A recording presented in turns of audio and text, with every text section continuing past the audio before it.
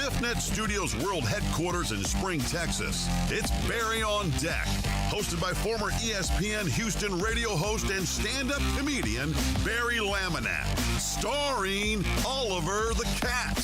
Written by Barry Laminack, produced by Barry Laminack, directed by, you guessed it, Barry Laminack. Featuring sports, entertainment, special guests, film sessions, and some drinking. Okay, a lot of drinking. Viewer discretion is advised. And now, here's your host, Barry Laminack. Ooh, what's up, you damn dirty deckheads? Welcome to Barry on Deck. I am your host, Barry Laminack. Thank you guys for being here. Today is a Monday, January 13th, 2025, and this is episode number 888 of Barry on Deck. Welcome to the show. Welcome to the program. Hey, hello, hi, how are you? Hope you're doing good. Hope things are swell and well. Okay. I was wondering why my chat wasn't coming through for the YouTubes. There they are. Hey, man, hope you're well.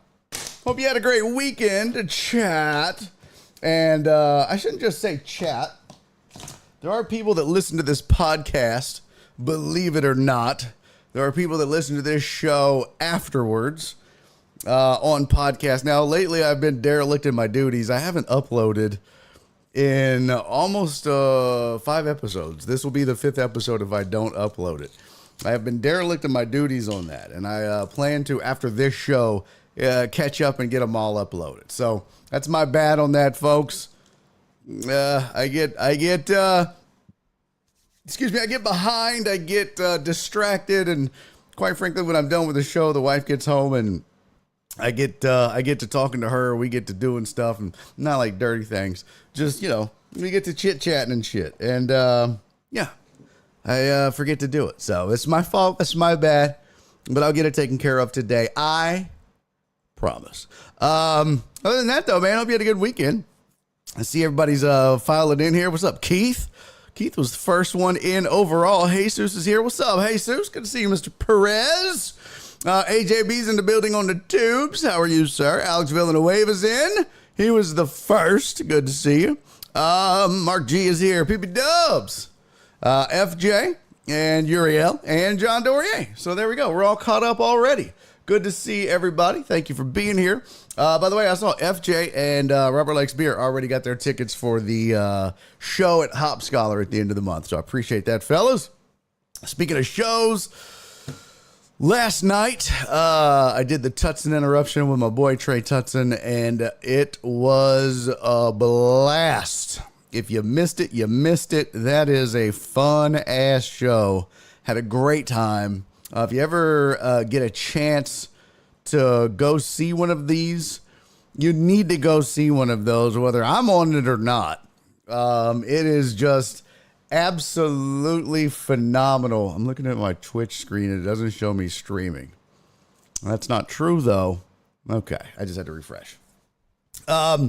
But it's a lot of fun. So highly recommend if you get a chance and you see that the Tutson interruption is in your area, go to it. Go watch it. It's a really fun show, whether your boy is participating or not. All right, go do that. But I got to do it last night. It was myself.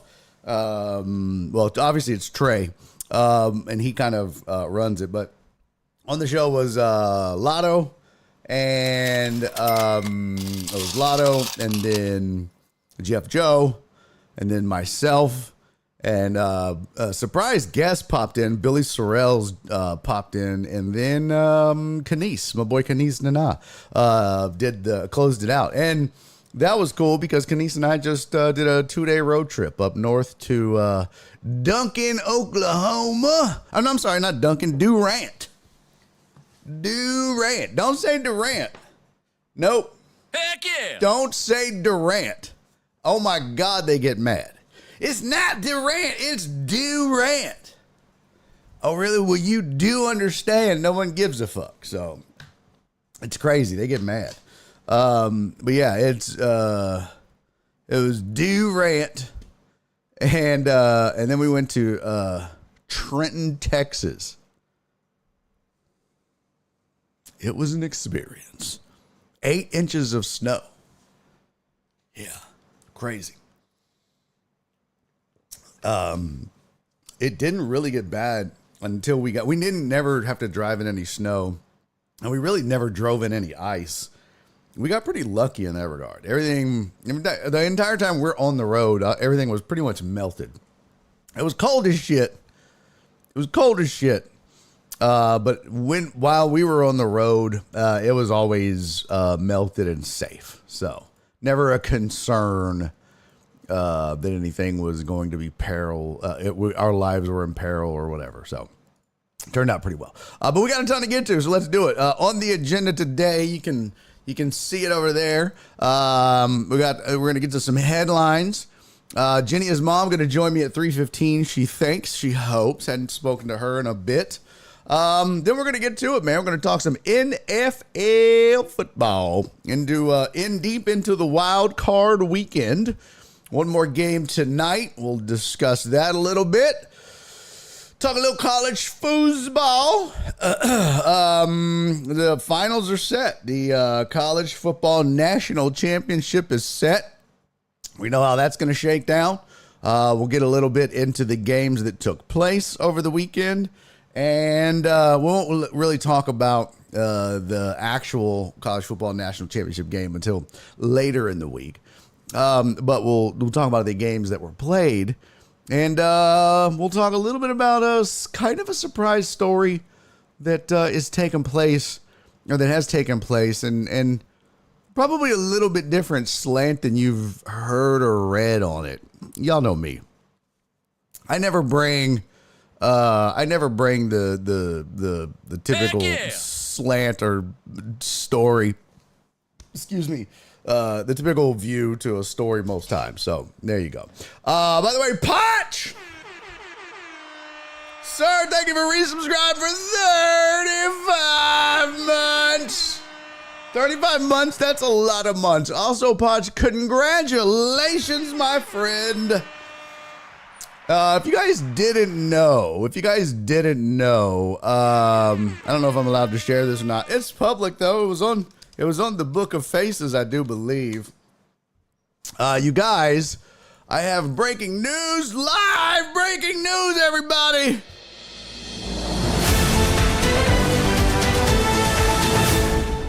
Breaking news, everybody. Dateline, Houston. One Potchadopoulos. Potch is engaged, everybody. Let's go. Potch, congratulations, my friend. Very, very excited for you and the better half and the missus. Really cool, man. Super excited for you. Is this the first? Is this the first time you've ruined your life? Okay. That's not nice. I apologize. I love being married, so I'm just teasing. I'm just kidding, okay? It's just a joke. But answer the question. Answer the question, sir. Yeah, but no, dude, seriously, congratulations, man. Super happy. You guys looked really happy. He said, I almost ruined it, but we split before we did the thing. LOL. Got it. Very cool. Oh, shit. I did it again. Well, man, congrats. Really excited for you guys, man. There's nothing. I mean, look, like I said, Nora is, I'm on my second marriage and also my last. All right. I don't plan on going anywhere. You know what I mean? If Nora kicks me to the curb, this is it also. I'm not doing it again. You know what I'm saying? if Nora tells me to get the fuck, I'm not going anywhere unless she tells me to go somewhere. And then I have to go somewhere. I have to get out. But I don't plan doing it on my own. I'm happy. I've already told her she's my soulmate. She's my best friend. This is it for me. But yeah, this is it. Plus I'm 50. No. But man, once you know, well, you just know. I don't know why that popped up. That was weird. But once you know, you know. So I hope this is it for you. And I wish you guys nothing but the best, man. Really. And when you guys have your first kid, I really look forward to you naming it after me. So that's awesome. That's what he said, guys. He told me that. He messaged me and he said, hey, man, thank you for acknowledging our engagement and giving me a thumbs up on Facebook. It meant the world to me that you did that. And because you did that, because you took the time to like the post and give that thumbs up, we're going to name our kid after you. That's what he said. That's what he said. Now, the message somehow got deleted and it doesn't exist anymore, but he said it, so it's going to happen now.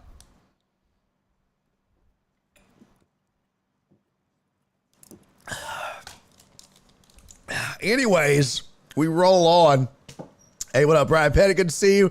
Podge is here. Mark, Total Dallas. Hello, my sweet, sweet Donna's here. We can start the show, damn it. BB Dubs, what up? He said they can spell up there. I mean, what up, Drake? Good to see you, man. Heartthrob! Heartthrob, sir. Thank you for the 325 bits. Holy shit, that's a hype train. I didn't even see it. Oh, my God. It's a hype train level 1. 89%. What am I doing? Heartthrob said, happy Monday. Let's see how far we can ride the Texans playoff train. Back to work. Yeah, you get your ass back to work, boy. Get on back to work, hell. Heartthrob, I bet you're cold as shit up there. I know you cold, son. Thank you for the biddies, buddy. Don't be, and listen, no. Heartthrob, you know I love you, buddy. You my man, 50 grand. I think I've hugged you more than I've hugged my wife in the last year, bro. Listen, you know I love you. I will not allow you to jump on this Texans bandwagon. Absolutely not. Absolutely. Go fuck yourself. No. You ride that dolphin. You ride that dolphin all the way to the shore, my man. Yeah, it's not my fault. Your dolphin got caught in a tuna net. I'm sorry. Uh-oh.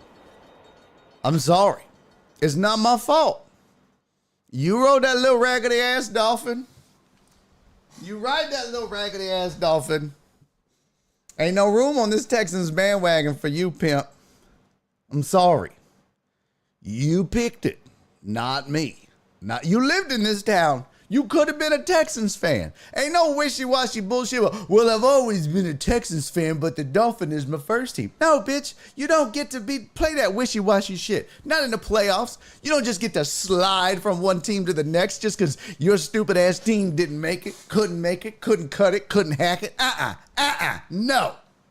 No. No, sir. No. Now, if you're in the house by yourself rooting and no one can see you, I can't do nothing about that. But I will not have you rooting for this Texans team in public. Absolutely not. I will not. I will. Oh, screw you, Total Dallas. Total Dallas talking about go Bills. Hell no. Hell no. Kiss my ass. It was bullshit. This is what's wrong with sports today. You bunch of wishy-washy, bandwagon ass, team hopping. It's just Monday. That's for the Bills and your kids. Heartthrob said, fuck your Bills. Got him. That's hilarious. Oh my God, that's so funny. You knew it was gonna happen. Oh my God, too funny. Mimi, thank you for that bid, sweetie. I appreciate you, Mimi. Total Dallas, when you come back, I just want to say thank you for subscribing for 35 months, sir. Thank you for enduring 35 months worth of timeouts. Thank you for being a sweetheart for 35 months. Even though everybody here hates your guts. Just kidding. Thank you guys for the hype train too, man. Level 1 hype train, 89%, 2 subs, 425 bits. Thank you guys. All right, breaking news. Brian Pettis said breaking news with sources. Clemson's working toward a deal to hire Penn State DC Tom Allen. Where's the link, Brian? You can't just break news without a link, man. You can't do it, Brian. We don't allow that. We don't allow that. That's interesting, but we don't allow that. I need links, Brian. What up, Rudy Rock? Good to see you, buddy. Alex asked for the special supreme. Let's see. What does it say? We're gonna be cold starting this weekend. Oh, really? Again? I'm here for it though. I love the cold. We can't like two teams. No, Mark. No, you can't like two teams.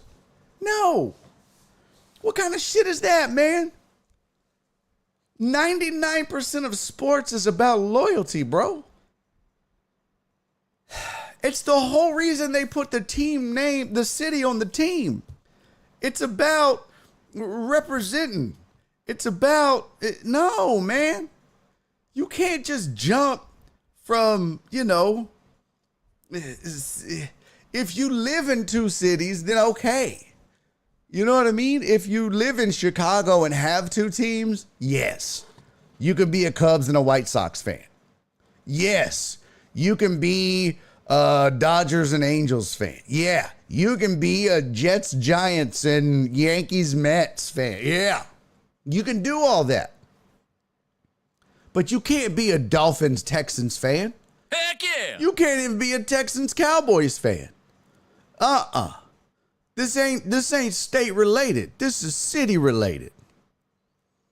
It's a city related. And I don't care that they're called the Houston Texans, which, by the way, is a stupid ass name. It is so stupid. I hate it so much. But no. Absolutely not. Pick a side, man. Pick a side. Damn it. No, you're not allowed one AFC and one NFC team either, Total Dallas. You're allowed one team. Either the city you live in or the city you were born in, or I don't care, whatever. Maybe you grew up liking a player and it made you fall in love with the team. Whatever the reason, I don't care. Just pick one. Just pick one. Just pick one. Pod said, yeah, no one can have a second team. No one. John Dorier said dolphin meat is delicious. That's weird. Have you really eaten dolphin meat, bro? Look, I've eaten some weird shit. I have. Believe it or not. It was before I was a germaphobe. I've had frog legs. I wouldn't do it now. But I've had frog legs. I've had rabbit. Had alligator. And it's funny because people be like, but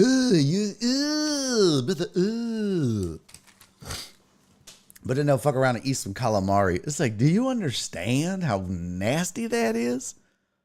Octopus, bro. What? So, yeah, I've eaten some weird shit. Nate said the Texans have 2 more playoff wins than the Steelers do in the past 10 years.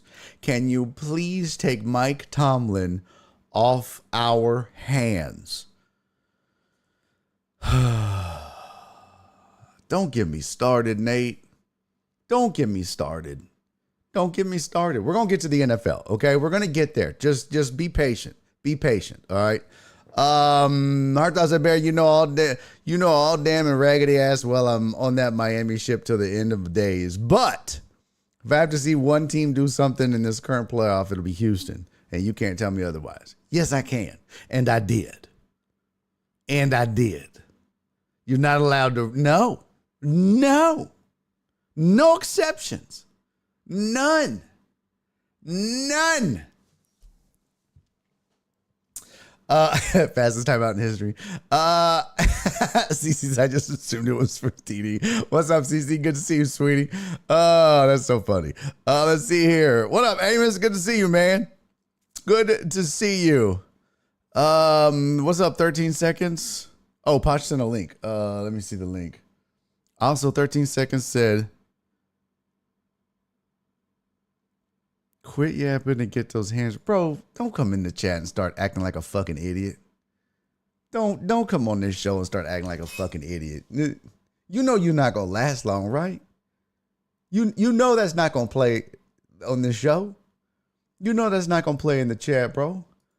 You literally will last 3 fucking seconds in the chat if you get in this fucking chat and start acting like a fucking dumbass. So either chill out, relax, and enjoy the show, or fuck off. That's the 2 choices.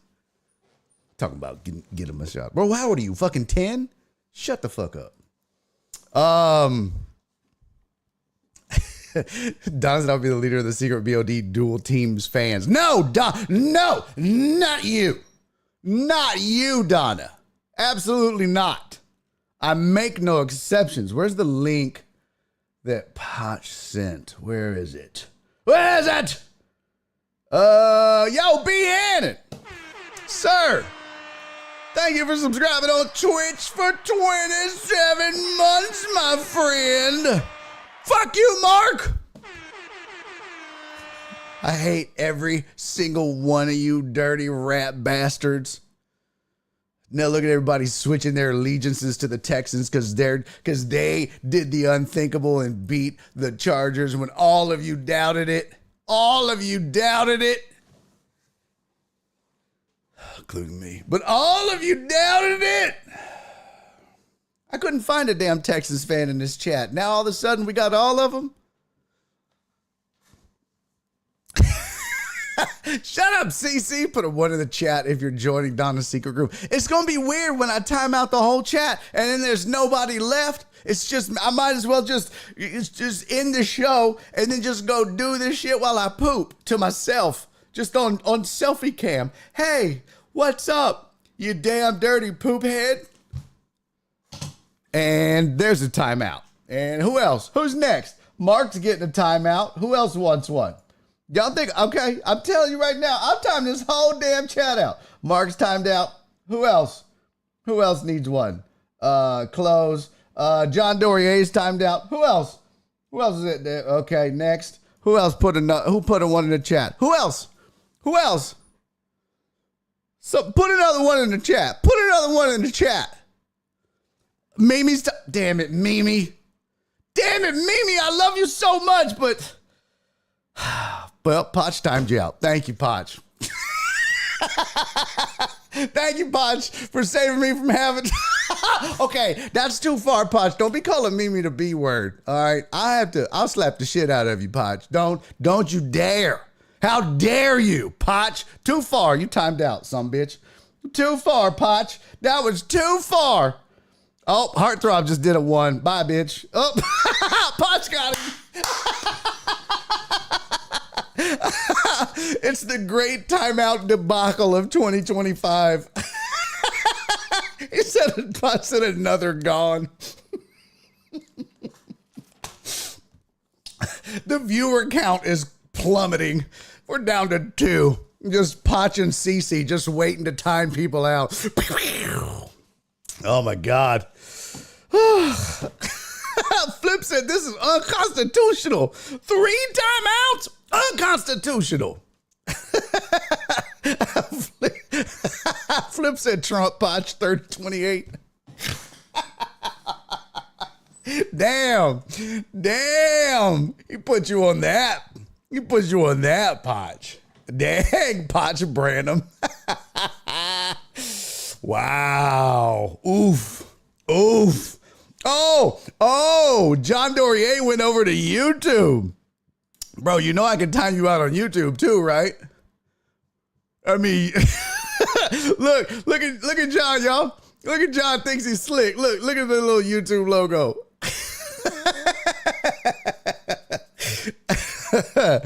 Oh, that's so funny.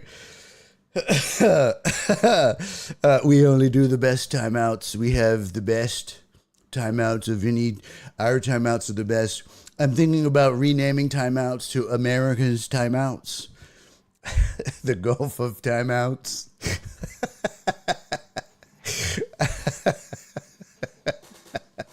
Oh, that's some funny shit. This got out of hand real quick. All right, let's get to let's get to some headlines. What was I gonna do? I was gonna do something. What the shit was I gonna do? I don't remember now. I had something I wanted to do. Man, I don't remember now. All right, let's get to some headlines. Come on.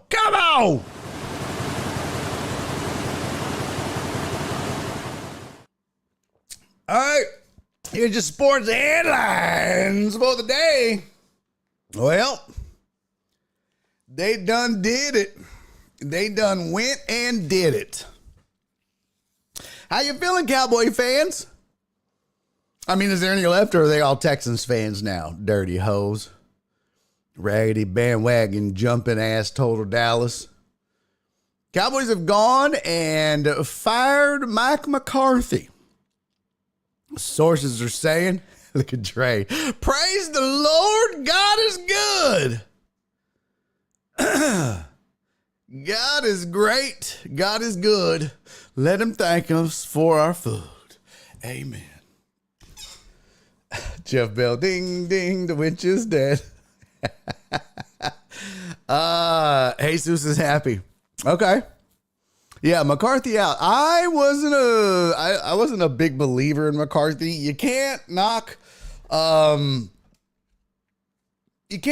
of the results that he got early. 12 wins, a couple years in a row.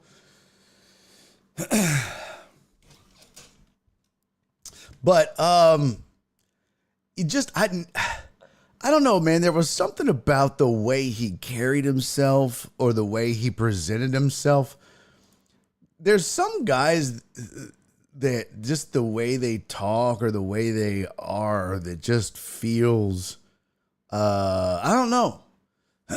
It just feels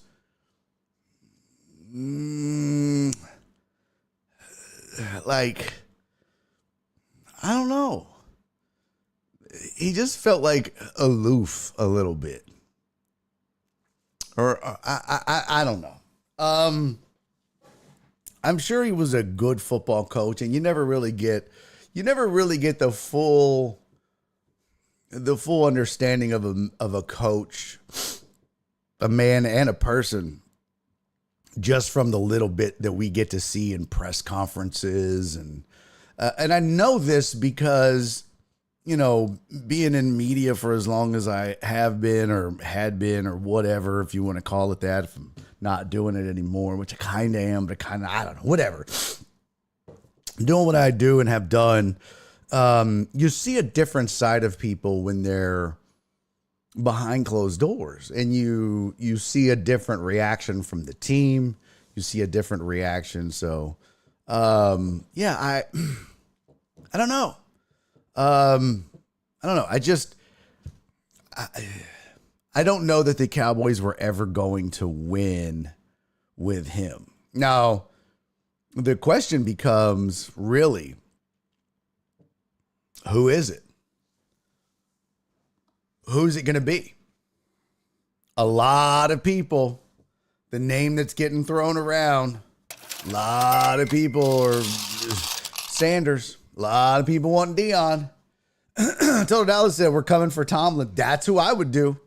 That's exactly, bro. It's crazy to me. And I'm going to show this photo on the front page of ESPN because it cracks me up for one really big reason. But Jerry Jones is going to coach. That also would not surprise me.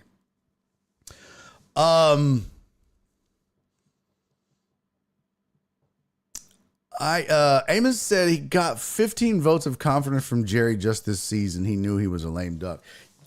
First let's start here. The Bears asked for permission to interview Mike McCarthy, and the Cowboys denied the request. Heck and yeah. then they turn around and fire him. What the fuck was that? If you knew you didn't, just, bro, you know what? What's crazy? Like, did he have any years remaining on his deal? Did he have time? Let's see, Mike McCarthy. How much time did he have left? Let's see. What is where's my ESPN? Oh, it expired Wednesday. Okay, so he's not coming back. Gotcha. Okay. But what's wild is, why didn't you just say yes? Now you just look petty as hell. You could have just said, yeah. You made them wait 2 weeks. What kind of shit is that? Why are you petty? It says the Bears and the Saints are expected to be interested in speaking with him regarding their vacancies. Last week, the Bears had an official request for permission to speak with McCarthy, and it was denied by the Cowboys. Why? It was a week. Why? And I wonder if it was just like, man, we don't want to do no paperwork. It's more paperwork than it's worth. Don't worry. We're not going to renew him, so you can interview him all you want as soon as his contract is up. Maybe that's what it was. It's just like, it ain't worth the hassle and the headache for both of us. Trust me. Maybe. I hope so. Otherwise, you just look like an asshole, man. Posh said, because Jerry a hoe.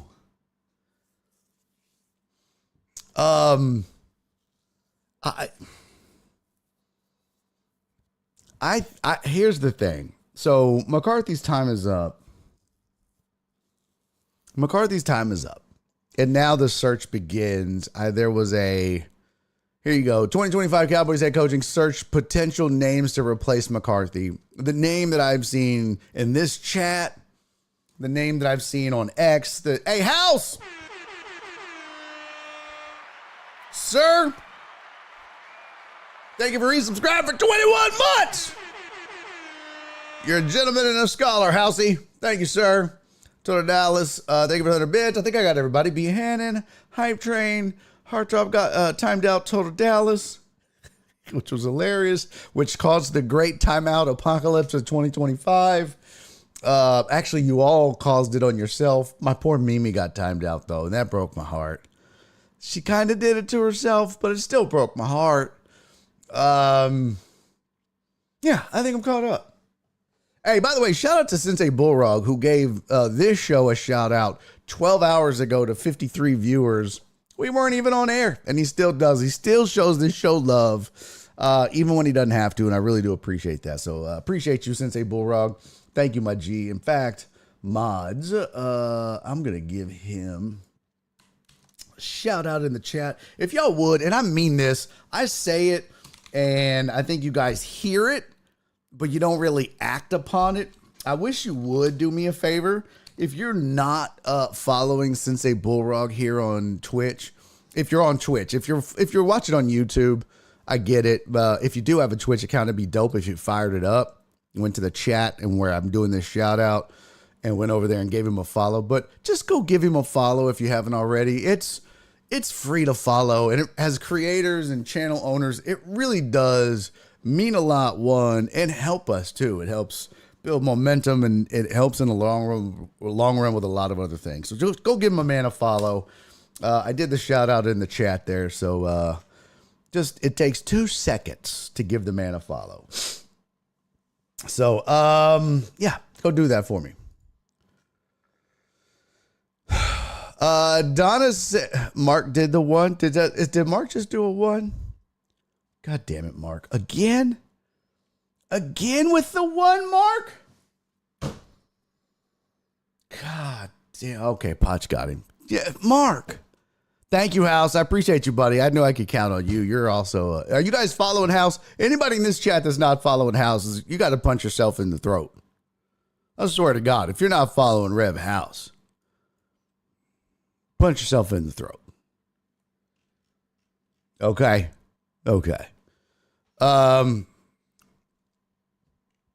wanted to keep McCarthy. They just couldn't come to terms on a deal. Well... now those two teams can outbid each other. Let's see. Screw the Bears. Don said, I think the community has spoken. Dual teams will be cheered. CC said, I ain't doing nothing for you. You timed out Mimi. I didn't time out Mimi. Potch did that. Nate. Shut your whore mouth. Shut your whore mouth. Okay?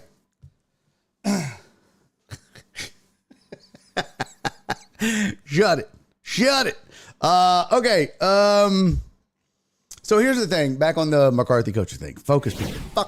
Focus. Back on the McCarthy thing. Big name that I'm seeing is Dion. Everybody wants Dion. I would not wish that on Cowboy fan.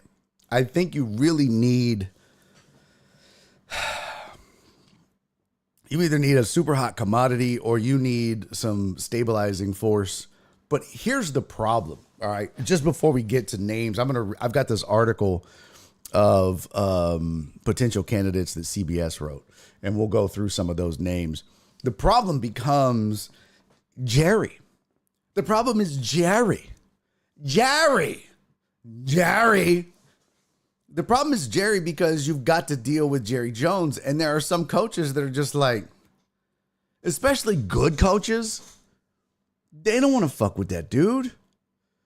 And that's why I know, like, Total Dallas said, we're coming for Mike Tomlin. Bro, even if, and I know Steelers fans are sick of Nasty Nate and Steeler fans in general on Twitter or X or whatever, text, they're like, bro, we're done. We don't want Mike Tomlin no more. And so they're out. But I don't even know if Mike Tomlin would want to play for Jerry Jones. Because Mike Tomlin could pick anywhere. If the Steelers, and I think it's a decent possibility that they do, if it, at the very least, he'll be on the hot seat next year. For sure. If he doesn't win a playoff game next year, much less make the playoffs, he's probably gone. If they get off to a really bad start next year, he's definitely gone. Although, I say that, they've been known, he's pulled it out several times, but just a winning record again, and ain't gonna get it no more. I mean, that's great and all, and it's a wonderful story, and it's great when when you got nothing else to hang your hat on, but you can't keep living off of that. At some point, you've got to produce something. And as much as I love Mike Tomlin, he ain't producing nothing.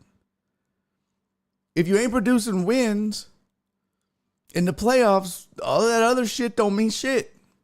And I'm defending him on Twitter. But you got to win, my guy.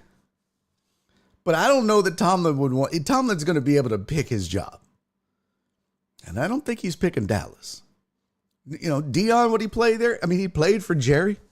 Would he want to come to Dallas? Maybe. Would it be a good idea for the organization? I don't know. I just don't think it would. I'll be honest with you. I think the Cowboys are in a position where they, and this is going to sound crazy, and I'm not even going to use his name because I wanted to. I'm going to switch it up a little bit.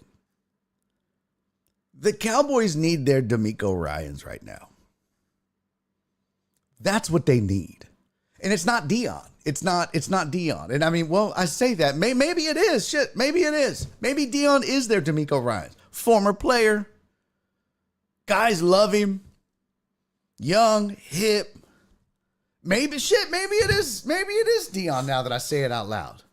Maybe Dion is D'Amico. But D'Amico is less about D'Amico.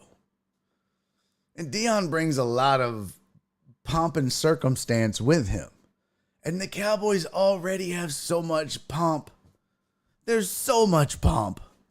There's a lot of pomp. Tons of pomp. There's pomp all over. They're pumping. There's just pomp left and pomp right. And there's a lot of pomp. And don't even get me started on the circumstance. Could you imagine adding what Dion brings to that? I mean, they're already letting fans, just walk everywhere. So I just, man, I don't know. I just, that seems like a lot. Well, here's what CBS is saying is the coaching candidates. Number one on the list. Well, here you go. Regular coaching search candidates. OBS. Number one on everybody's list, I do believe.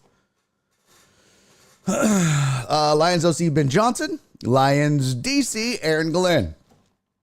Ravens OC Todd Monken. Vikings DC Brian Flores. Dolphins DC Anthony Weaver. Bills OC Joe Brady. Buccaneers OC Liam Cohen. Among the names on this portion of the list, Glenn might be the most likely. He's both a serious candidate and has ties to the Cowboys organization, having played there under Bill Parcells in 2005-2006. Glenn's done a great job with the defense in Detroit and New Orleans before that, and the Jones family loves itself a familiar face. Excuse me. Other candidates here hold varying degrees of intrigue.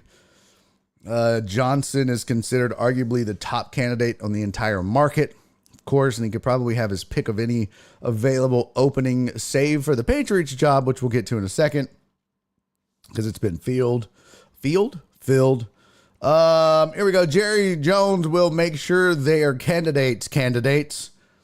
Eagles OC Kellen Moore, Cowboys DC Mike Zimmer, former Cowboy tight end Jason Witten, former Cowboys defensive back and Colorado head coach Deion Sanders, former Panthers and Washington head coach Ron Rivera, and Washington OC Cliff Kingsbury.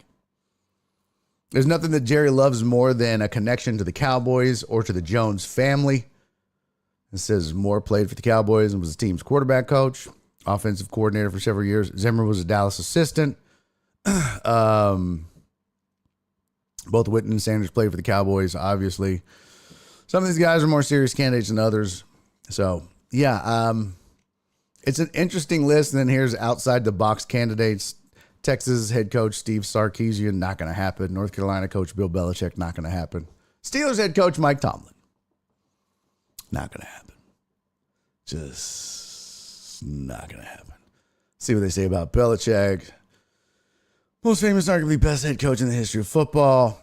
Wrong. The bonus of Belichick is very little public personality. Steelers seem like they're stuck in a rut. Would trading Tomlin allow them to break out of it? It doesn't seem that crazy. So, those shoes are ugly. So there you go. There's some candidates. So I ask you, Cowboy fan, in the chat, which my chat is not refreshing. Over here. Let me close it and reopen it. Close. Still not refreshing. Close. Yes.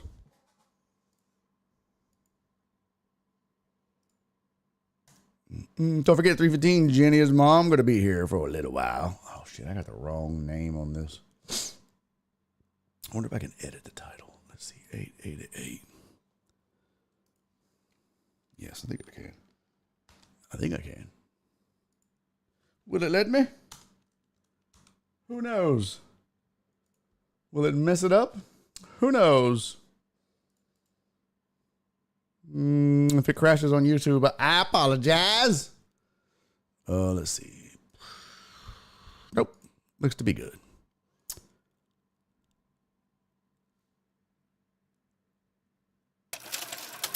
Oh, shit. I lost all the Twitch chats, though. That's stupid. That's stupid. But I did get all of the... All right, I'm going to read some of these Twitch chats. But I can't put them on screen, but I'm going to read them. Let's see. Here we go. Can we please get a headline that Tomlin is fired? At least Jerry fires people when they suck. Okay. Moses is part of the Red Sea for us again. Let's see. Nope, I'm way behind on that. Let's see.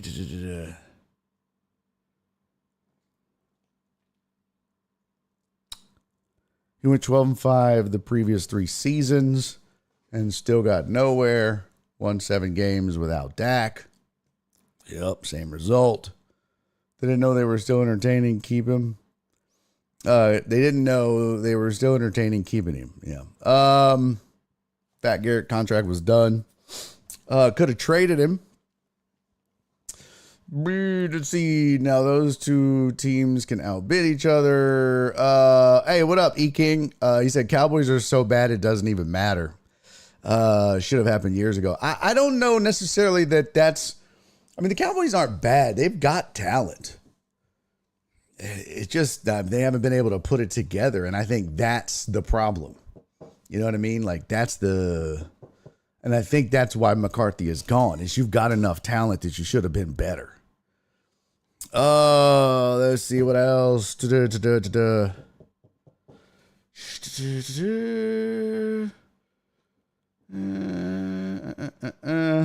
Just for the record, I do not have 2 teams, but was standing up for the rights of those who do. I love you, Mimi.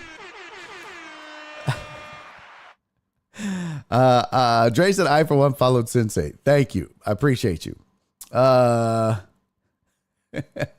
already follow Sensei. Thank you, Donna. You're the best. Follow House. He sucks at Call of Duty, but the stream is funny. House is fucking hilarious.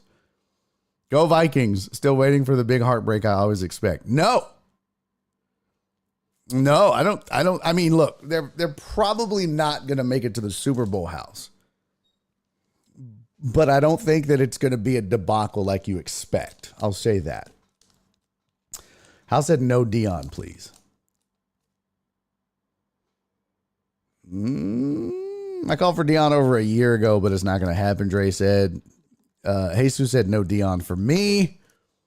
Jerry has to be the star. Prime is going to want his kid drafted just like LeBron. House said I like Aaron Glenn as a choice if grabbing a coordinator. I'll say it again. Robert Saleh, Dre said, could command this team and make that defensive force. I agree with that. I don't think that's a terrible idea. Was his name even mentioned on this list? I don't see his name on this list. Johnson, Glenn, Munkin, Flores, Weaver, Brady, Cohn, Moore, Zimmer, Witten, Sanders, Rivera, Kingsbury, Sarkisian, Belichick, Tomlin. It's kind of silly, Dre. It really is. It's kind of silly that Robert Saleh's name is not on this list. It's pretty dumb, actually. Is Saleh going to San Fran? Captain Pope, I haven't forgot about you, buddy. I just want to I'm catching up on the chat, and then I'm going to get to you. I promise. Steeler fan better be careful what they wish for. Exactly, Dubs. Exactly. I'd rather suck than be stuck in mediocrity. No QB, not even Hall of Fame coaches can win without a decent QB. Jerry wouldn't be able to control Dion. Someone said Jason Witten. Play the next music for our what? Okay, Brian Flores. It would be major news if Jerry hired a black man. You think so? I'm curious to see Bill Belichick. I am too in North Carolina. Okay, I think I'm caught up now because I'm at Captain Pope's line. Okay, now we're caught up. Captain Pope, sir, thank you for the 200 bits, my friend. Captain Pope said, have you touched on Texans yet? Nope, not yet. We're going to get to NFL after Jenny is Mom. I'm just doing headlines, which was McCarthy. It's some coaching stuff. And then we're going to get into the games that happened last week. And because we're not going to get into Texans, KC, and all that until later in the week. So we'll do recaps and stuff of the previous games coming up. We got plenty of show. We're good. This is wild. I know you guys are used to rushing stuff because I've been starting late, but man, I'm already 50 minutes into the show. Brother, we've covered some ground. We've been starting early. So, Amos said he got 15 votes of confidence from Jerry. Oh, I'm sorry. Pittsburgh through their history actually go through long as. Okay, Amos, did you type this with your foot, bro? Pittsburgh, through their history, actually go through long-ass droughts of not winning championships. I don't get why they're bitching about it. Most teams do. Most teams do. My point about Tomlin, somebody was like, Dwight Tomlin is the most overrated coach ever. This was wild. This is what the man actually said. These words came out of his fingers.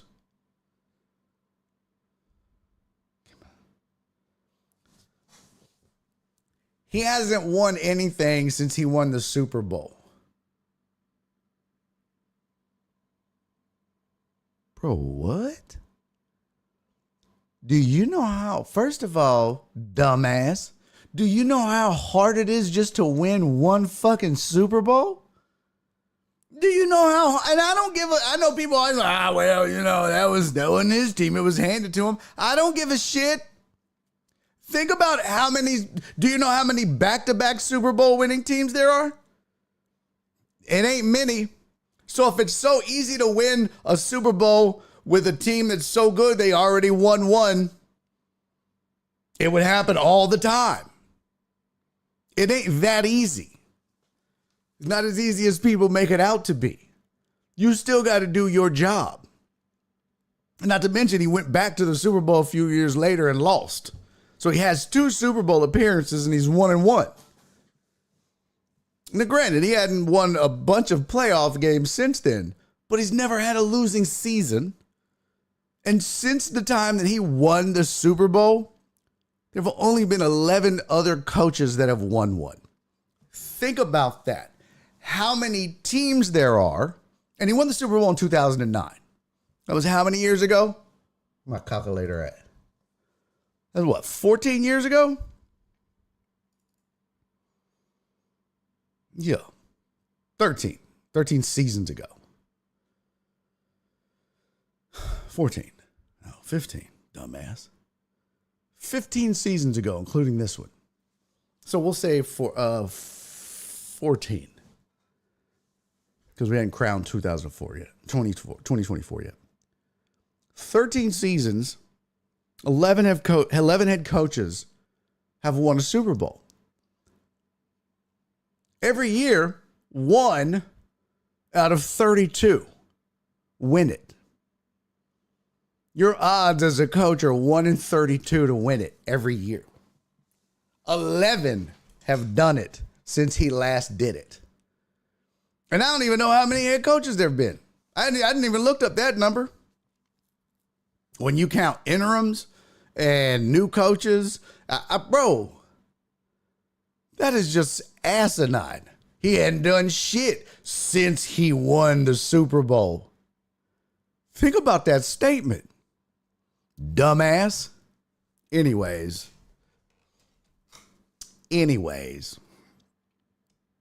Oh, Nate said, never mind. Looks like Salah's going to Jacksonville. Smart move, Jacksonville. Smart move. Deion ain't going to coaching. Deion ain't got the coaching skills for the NFL. I don't disagree with that either. I don't know. If I'm a team, I don't give Deion head coach right away.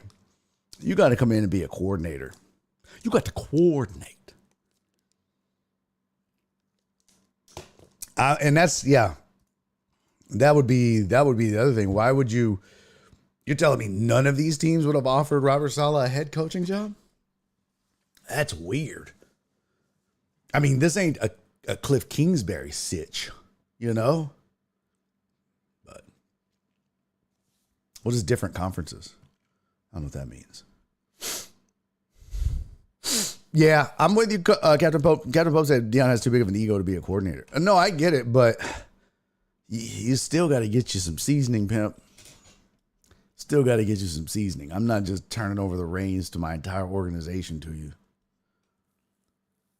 Total Dallas said maybe it was Roethlisberger and not Cowher or Tomlin. Right. And then here's the other thing. And I don't disagree with you on that. If I'm gonna give credit to Tom Brady and not Bill Belichick, you best believe I'm gonna give credit to Ben Roethlisberger. But also think about this: how many winning seasons does Bill Belichick have without Tom Brady? Go look. I'll wait. Go look. I'll wait.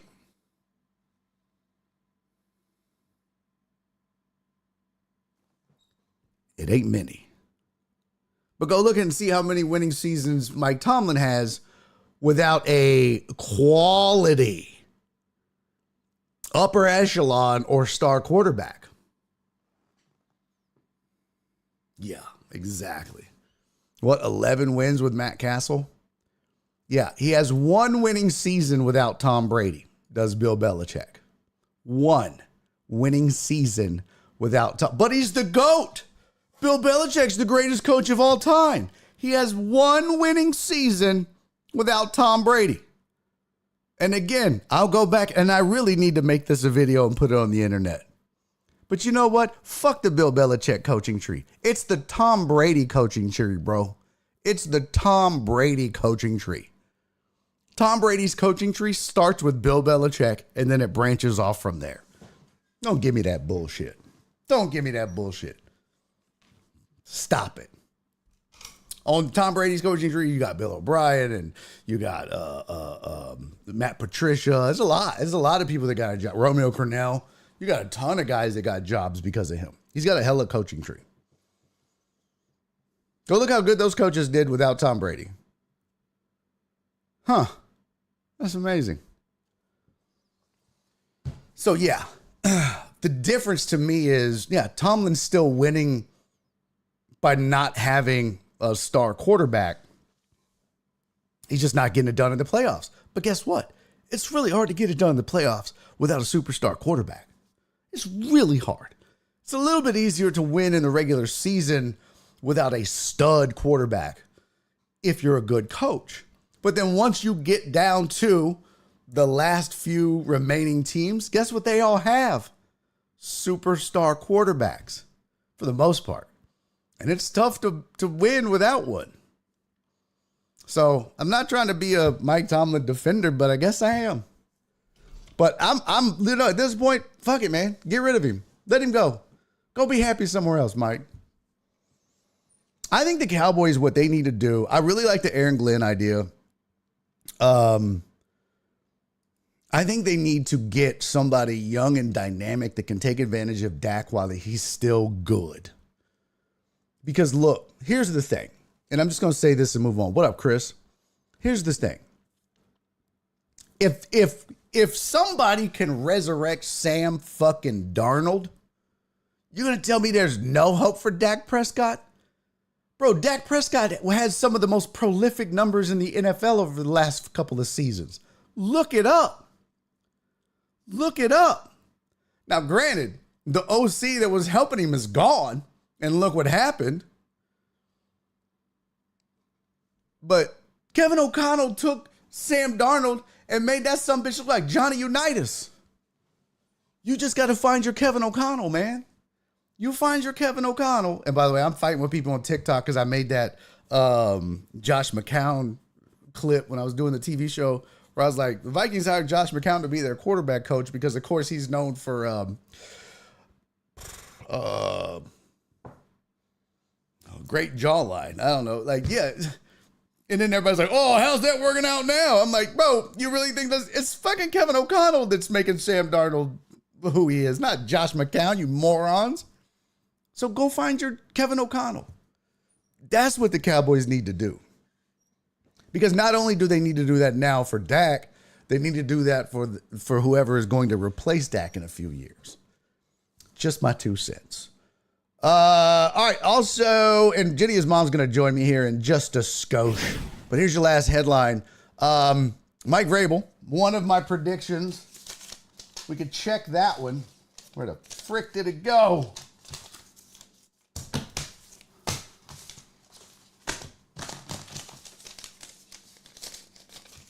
So, we made coaching predictions the other day. Patriots, we said Vrabel. So we got that one right. I got that one right. Said Patriots would hire Mike Vrabel. That is it. He has done that, or they have done that. Great hire. I like the move.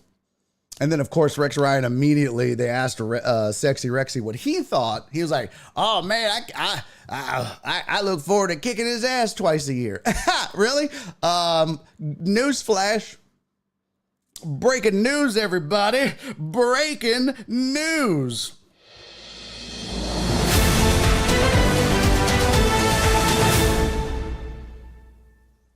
First name that has been ruled out of consideration for the New York Jets hire, Rex Ryan.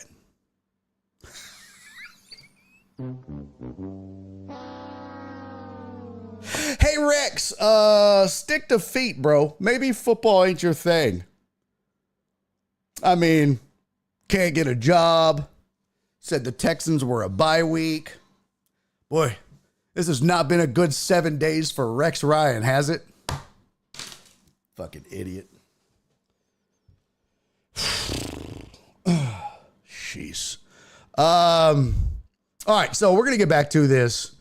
But because we're going to get into the whole Rex Ryan and the Texans and all that stuff. Hey, what up, Alec? Good to see you, man. Chris said, what's up? I don't know. I think Mike McCarthy is better than Darnold. I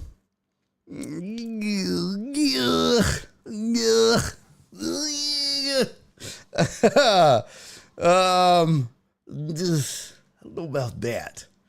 Rex will have 18 bye weeks. Walt, that is fucking hilarious, Walt. Hilarious. All right, you guys, join me on the program like she does every single week. Well, almost every single week when I'm not off or she's not out gallivanting around the globe doing New Year's Eve shit. Oh my God, mother, you look beautiful. Join me on the program right now. The one, the only, the best Jenny in the world, the best mother in the world. Jenny is his mom, everybody. Hello, mother. Hey. You look beautiful. Hey. Well, thank you. Hey, I was impressed that you knew who Johnny Unitas was. I just wanted to tell you, he retired before you were born. Mother, I know everything. I'm so impressed. I'm the smartest person I know. Hey, you know who he... Okay, I have a trivia question for you. Okay. Do you know who he beat in the Super Bowl? Super Bowl, I think it was 4 or 5. Joe Namath. No. What team did he beat? Oh, the Oilers. Dallas. I don't know. I'm just naming shit. Did he beat I'm the just Cowboys? saying. You're such a hater, Mom. Cowboys. Oh, no, not really. No, Cece, well, okay. See? Oh, Mom, Cece's going to time you out. Cece's going to time you out. Cece, I love Cece. Y'all got to understand. See, Jenny grew up hating the Dallas Cowboys. Son-in-law, Phil Mandershide. That's why. No, because your brother-in-law, right? Oh, yeah. Oh. Yes. Cece put dead to me in the chat. Oh, Cece. You have to understand. Okay, I'm gonna have to take Cece out for drinks. Yeah. Oh, good luck. You better dip into savings. Shit, you better start saving now. You done fucked up, Jenny. I sat with him at the comedy show. I can keep up with him. Mother, Sorry, you're Donna. the one that faked doing one shot on this show and drank Dr. Pepper instead. You really want to go down this road? Y'all will never let me leave. No, we won't. No, we won't. Look, she goes back to love. Oh my God. Listen, here's the reason, chat, that Jenny hates the Cowboys. Okay. Her sister's husband, my Uncle Phil, and their kids, Kevin and Sean, my cousins. The three of them, Phil, Kevin, and Sean, were the biggest Cowboy fans in the world. And they were the most obnoxious fucking Cowboy fans. The sweetest men, the sweetest guys. But when it came to football and the Cowboys, you wanted to run these guys over with your fucking car. They were just annoying and obnoxious. It was awful. When you hear the phrase obnoxious Cowboy fans, that's who they're talking about. They're talking about my cousins and my uncle. God rest his soul. Do you remember when the Oilers beat Dallas the first time they played them? Yes. Many, many years ago. Oh, you're talking about the Texans and the Cowboys. No. It was the Oilers. The Oilers beat Dallas many years ago. When the Oilers first came into the, from the AFL? They beat Dallas. Yeah, it was like a big deal that they played Dallas. It was the first year the Oilers were in existence? No, it's not the first year, but I think it was the first time we ever played Dallas. Oh, after the merger. Yeah. Oh, yeah, I remember that. I wasn't born, Mom. Well, maybe not. I was still inside of Dad's balls. No, you were. No, you were born because we were living on Lynn. I wasn't? Yes, you were, because I went over. Well, anyway, I went over to his house. You remember where their house was on the next street? Yes. And I decorated his entire yard with Oiler stuff. It didn't go over real well. Oh, I bet he was pissed. He was. Come get this shit. Was funny. Yeah. We had a real rivalry going. That's for sure. Yeah. Oh my God. And so here's the thing too, chat. You guys know, I mean, I really don't need this microphone to do this show. I could literally go live and just talk and shout, and you guys would hear me wherever you're at. I'm so loud that it would go through this camera and be loud enough to be heard all over the world. I'm naturally loud. Our whole family. And you come by it honestly. I come by it honestly. Mom is loud. My aunt is loud. Our family is full of loud people. And that includes my uncle and my cousins, the Cowboy fans. In fact, they might be louder than I you know what? I'll go on record and say that my aunt and my uncle and cousins, they were louder than us, than me and you and Angie and Dad. Like, that family was louder than our family. So the Cowboys family was inherently louder than the Oilers family. And I guarantee you, there had to have been at least once, if not two times, that Dad wanted to just punch Phil in the face. Because Dad had no fucking temper. He had no patience whatsoever. Your dad was a big Oiler fan like me, so right. So our family was all Oiler fans. This is why I say I grew up an Oiler fan, not by choice. You guys just were Oiler fans, so that's what I became. And that's right. Yeah. And so I just know Dad has no patience. None. And the Oilers I wonder where you get that from. What? And the Oilers sucked all those years when the Cowboys were great and the Oilers sucked. Yeah. I know just one Thanksgiving, he just wanted to look at Phil and be like, you know what, Phil? Just right in the face. Here. Oh, you like the Cowboy star? How about you see a bunch of them? Just punch him in the face. I know he did. Oh, my gosh. And my sister, she didn't know anything about football. So she didn't give a shit. Laughed. Y'all want to sit at the piano and sing? Oh, my God. She just wanted to sing. What a crazy family. Oh, my God. Yes. Well, I come by it honestly, chat. Yes, you do, honey. You did. And you grew up in spite of it. I did. Truck Driver Pookie said that was 1970. When the Oilers beat Dallas? Yeah, it was before you were born. I'm sorry. I apologize. Yeah. Yes. Yeah, it would Okay. be. It wouldn't be another 3 years and 4 months until you and Dad did it Something like that. Yeah. and It conceived was me. fun though. I just remember it was one We of still the never got greatest things I to. remember. We still never got to the bottom of where you guys actually conceived me at. I still want to know. Oh God. I have no idea. No idea. I still want to And know where I I will was not made. discuss it. I want to know where I was. I want to know where I come from, Mom. Where Let's was see, I if you were born- made? If you were born in May the 29th, that would be sometime. I swear to God, if in- you say in the backseat of a Studebaker, I'm going to Oh no, lose it was my- sometime in You're like, September oh no, or I'm August. classy. Okay. August or September? Okay. Yeah, I don't know what was going on in August or September, Well, it was football season. but it wasn't a mistake. We really wanted you, so it was. It was You know, when you say it purposeful. like that, it sounds like you're covering shit up, Jenny. No, it was purposeful. You know, they always We say really the second wanted one you- is an oopsie. The first one is planned. And after the first one, I No. guarantee you guys were like, fuck this. No, That's no. it. We really wanted you. We no. really wanted you. We Right. wanted another one. After Angie, you guys were like, okay. Well, she was only 4 when you were born. Yeah, so- I know. But that was it. You were like, oh, Jesus. Oh, She was but 4 after going on you, 40. You were like, that's enough. oh my God. No mas.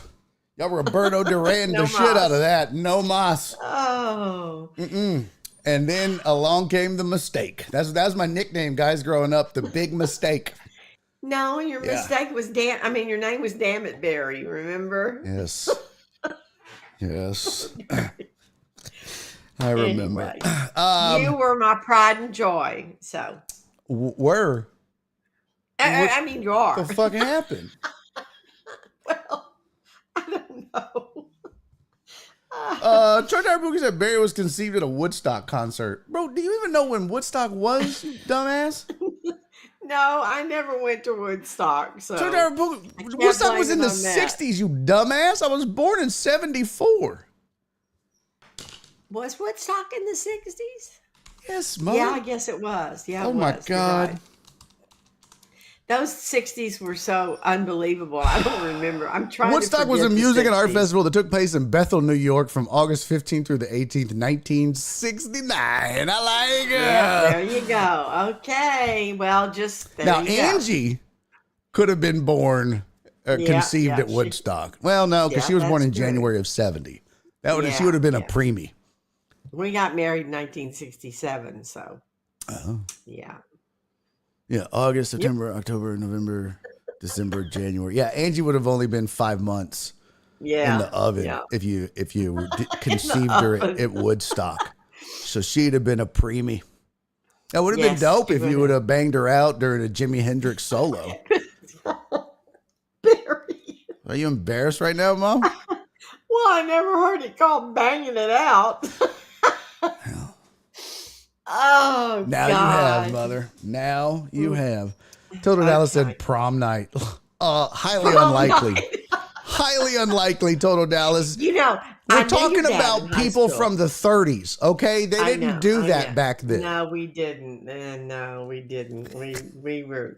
Had they even measured our skirts to make sure at school they were long enough? Exactly. So, come on. Oh, by the way, Amos fucking nailed it. What? Amos just said, Edith Bunker was your mom's sister? Yes. Yes, that was her. Fucking Oh, nailed it, Amos. Amos. Oh, yeah. That's how she talks. that's Oh, Archie. Like, yes. Amos, I swear to God. Things would go right over her head. Just She was Oblivious. the sweetest, most wonderful Oh, she person in the was. world.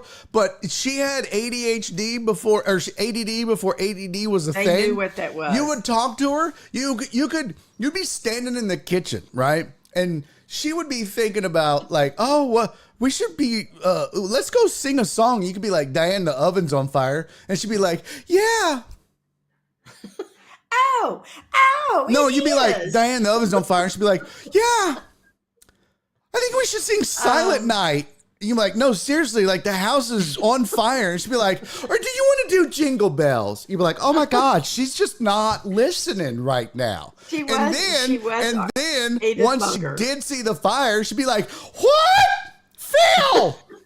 Phil! Oh God. Is that not dead ass accurate, Mom? Oh, absolutely. Oh my gosh, she was the best. Absolutely. She was so crazy. I've told the story how she was just a lot of fun. Oh my She was a God, lot she's of fun. crazy. But don't be a kid around her. Because, as a kid, you get embarrassed. Oh, yeah. of Like, course. and my grandmother and my aunt didn't give a fuck. I got to give you so much credit, Mother. I mean, honestly, when I was a kid, you did the best to not embarrass me on purpose. Well, I tried. Sometimes you would just to fuck with me, but for the most I part, really did that to Angie. yeah, you did. For the most part, though, Honking you the were so horn and- great about not being an embarrassing parent. Like, all my friends loved you. You were the cool mom. I mean, you took us to go wrap houses. You know what I mean? Like, you helped me commit a couple of crimes. Like, you were the best. Don't tell them that. That is not true. Listen, guys, if your mom will be a getaway driver for a robbery, there's no better mom. Yo, I did do that when we wrapped a few houses. Mom, the though. statute of limitations is over with. It's fine. No. It was one little convenience store, Dad Mom. doesn't believe you anyway. Mom, it was Gary. one convenience store. And No, it was a petty theft. It was less than $500, Mom. Don't worry about it. Oh, that's right. It's not a felony anymore if it's under That's right. 600. That's right. Listen, shout out to the Sunnies on Windfern. Anyways. Now they're going to believe me because I had a store. But no, she did take us to wrap houses. But my aunt and my grandmother had no concept of embarrassment. And I just felt so. And what's crazy is, like, my older cousin Kevin would just be mortified. If my aunt showed up to school to do something, he would just be like, yeah. but my younger cousin, he loved it. Sean, he would he thought it was the funniest thing. He got into it. He's still that way. I love him. You can't embarrass Sean. Rocks along. Yeah, but my grandmother. That's my why he loved grandmother. your roast. Oh, yeah. Oh, yeah. My grandmother would surprise you at school, elementary, junior high. She would show up and come and eat lunch with you. Or bring you cookies. Yeah. And then she'd leave and bless her people like, heart. bro, does your grandma have purple hair?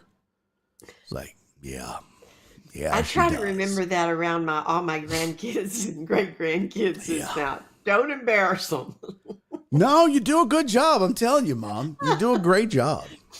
Yeah, you do a great job. So I commend you on that. That's not easy as a parent. Most parents are embarrassing. Oh God, you're bringing back some great memories today. No, you do a great job and did a great job. So and besides, Thank you. any mom that'll help you, rob a convenience store is okay That's in my right. book. Hey, So we needed money. We were poor. that's right. We needed money for toilet paper to go wrap houses. What are you gonna do? That's right. There you go. I mean, it gets costly. Yeah, exactly. Hey, I was the getaway driver though when y'all wrapped because I would drop you off and I would be there. So when y'all ran, Yes, you ran in the car. that's right. You We know, didn't do have. kids even wrap houses anymore? Is Oh that yeah. like, We just had one Really? in the neighborhood the other day. Yeah. oh my God! Has any of the deckheads had their house wrapped or their kids wrap houses or anything? I hardly ever see it anymore. I don't know. I'd have to leave that up to the chat to answer. I have no idea. And my chat window's not working again. I'm going to reclose it or close it and reopen it. I don't know. I think that's a thing that's like a kid on kid crime. You know what I mean? Like, Yeah. I don't think they Actually, just it used to wrap. be a status symbol if you got your house wrapped. I mean, that What do you was mean? like you were popular if you got your house wrapped. A lot of kids in high school were Really? like that. Yes, that was like a big Not when we were in status high thing. They school. would take pictures. Yeah. Not when we were in high school. Well, when I You taught were- high school, they would come to school and talk about it. My house got wrapped. not when I was in high school, if you got your house wrapped, you were a whore. Oh, Barry.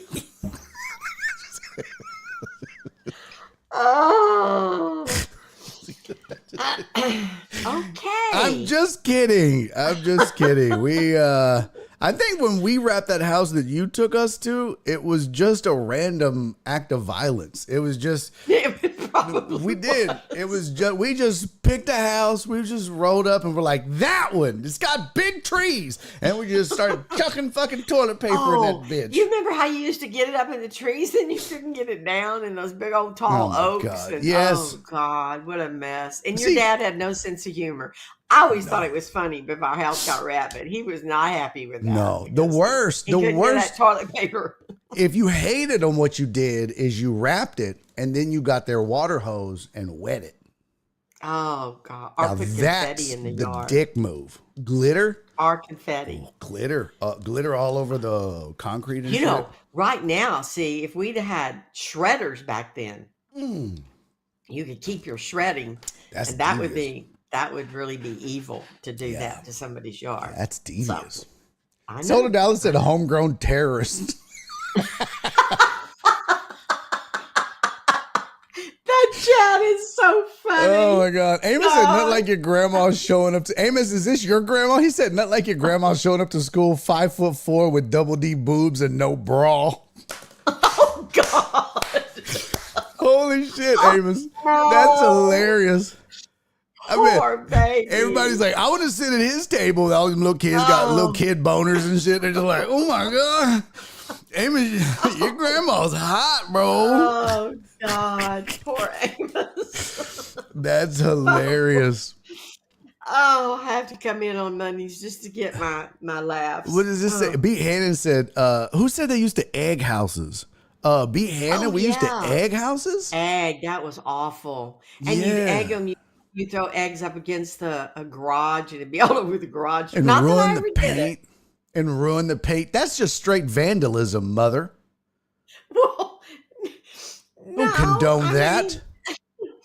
You know what? I'm turning you kind of in. Funny. Are you reporting me? Oh God, Barry. Hello, Jersey Village Police Department. I'd like to report a crime. I'll hold. You'd be holding forever. Yeah, You only have 2 people. yeah, no shit. Told me I was at egging as punishment for no candy on Halloween. Oh, I never thought about that. That's true. Remember, people used to do that. They'd egg your house if you didn't have candy. Don't tell me that none of the kids ever egged a house. I know there's. Oh no, they're all talking about it in the chat. B. Hannon started it. Yeah, B. Hannon started it. Dre's got a point. He said kids are too lazy to wrap houses nowadays. They probably like virtually wrap them. They probably have to stop and check their phones, and kids don't have fun anymore. They probably do it over Zoom. It's probably like virtual wrapping, and they just fucking. They're like, oh, bro, look, I virtually wrapped a house, man. It's like, oh man, fucking kids, weirdos. We had fun. Kids these days, I don't know what it is, but. Potch, that's weird. Potch said when I was a kid, I had my house wrapped. Yeah. Oh, you mean he actually asked somebody to do it? And then you had to go clean it up? Bro, that's weird. Had it? Yeah, that's weird. Crystal Sam Houston said we wrapped the prude girl's house once. Oh, I guess that's the opposite of the whore. Okay. Well, there you go. I hate that word. Whore? Yeah. That's a great word, mother. That's a great word. Mark said we egged people's cars we didn't like because it'll mess up their paint. Yeah, and something that they used to do is not that I ever did this, but they would drive around in a car with a bunch of eggs and egg cars that they passed by, just egg their windshields. No, not that you used to do this. No, sounds to me like you used to do this. I never did it. I don't know. Eggs were cheaper back then, though. Yeah, ain't nobody doing that shit now. Shit, Mama's you're better off throwing diamonds at people. Like $5 a dozen in your egging cars. Shit, go there and lick up the eggs. That's such a great point. Y'all want to go egging? Fuck you. What am I, made of money? What are you, rich, bro? Ain't nobody. You know when people's houses didn't get wrapped during the pandemic, I'll tell you that damn much. There wasn't no toilet paper to go wrapping. Yeah. Now that's true. That's true. Shit. That was when that's when God, it was safe. I never know where this segment is going. Cisco said the number one debt giveaway is when someone says, "Not that I used to do this, but." Yeah. I didn't. I never egged anybody. Dub said we might used to have been an accomplice. You were, yeah. Oh, mother, you're always the accomplice. I never threw an egg. You're always the accomplice. No. You're always just crime adjacent. I was so straight-laced in high school. I look back now and think, good Lord. I mean, you missed out on a lot of fun. We still had fun, but we didn't get out of line, that's for sure. You missed out on a lot of fun. Yeah. I made it up with you. It's true. We had a lot of fun. PB Dub said we filled up condoms with shaving cream and put them in people's mailboxes. Well, that's just weird. That's just weird. That is weird. That's a weird fetish, dude. That's a weird fetish. See, we're learning more about them all. I can see Dubs. He's just like, then he tie it off and be like, bro, it's not a balloon animal, Dubs. Okay, we'll put that in the mailbox. Like, why'd you put it in your mouth first, PB Dubs? That's weird, bro. I don't know. You gotta wet it up first. No, you don't. It's fucking weird, Dave. It's okay, Dave. Dave puts every one of them in his mouth before he puts it in the mailbox. It's fucking creepy, bro. Dave, don't worry about it. We're all weird. This whole crew's weird. Why does Dave deep throat every condom before he... Oh man. Beaton said I'm crying on my mascara off laughing. Yeah, you showed up all pretty and now look at that. I know. And you look like a goddamn wreck. Like, hey, you've been out committing crimes. Oh Lord. Somebody asked if they were Magnum condoms. Yeah. Get the whole thing in there too. All right, Mother, we're going to talk football. I love you. This is fun as always. Listen, you're the best. I have to say. Okay, you say it. Go Texans. Did you wear your jersey during the game? You damn right I did, man. Listen, I got to say this. Mm-hmm. So Paul and I had this discussion before the game started, and we vowed that we would not be upset when they lost. At least you're positive about it. We wouldn't be surprised. It would be wonderful if they won, but we wouldn't be surprised. But you should have seen us when they won. We were like two school kids just going nuts. Oh, yeah. Oh, it was everybody was. Shit. And rightfully so. I mean, I know. Vegas had them as underdogs. And we'll see what happens with KC. You know, they gave KC a really good game the last time they played them, in spite of losing by a touchdown. They did for a while there. Give them a pretty good game. So we'll see what happens. I love you guys. Keep telling yourself that. Love you. Hey. What? It could happen. Yep. You keep telling yourself that. All right, Mom. Okay. I love you. Bye. Talk to you later. Kids. That's JennyIsMom, everybody. She joins me every Monday right here on Barry on Deck. It's a lot of fun. And I think it's most people's favorite segment, honestly. It's mine for sure. We have such a good time. There's the chat. Bye, Jenny. Go Texans. Shut up, Mark. Told you no flip-flopping, you Chicago Bears fan. You stick with your shitty-ass team and leave our Texans alone. No room on the bandwagon, bitch. You should have done it at the beginning of the season. Botch it by Jenny. Messing up my Chargers starter jacket. Donna said, bye, Jenny. Thanks for the laughs. No, Mom. Mom said, you can flip-flop if you want. Absolutely not. I will time you out right now. In fact, you know what? Jenny, you're timed out. Boom. Right there. Jenny is timed out. 10 minutes. See you in 10. Get your ass out of here. I don't play that shit. Don't come in here agreeing for the flip-flopping. We had a rule today. And there goes Mark, too. Well, Potch got you. Goodbye. Yep. All day. All day. All day. All day. All right, let's talk about these games. Let's get into some NFL wild card weekend. Dun, dun, dun, dun. I still need to get some damn music. That's what I need. I need some damn background music.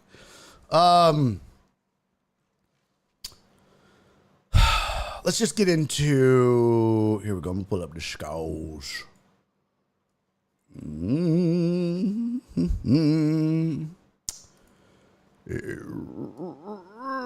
we go.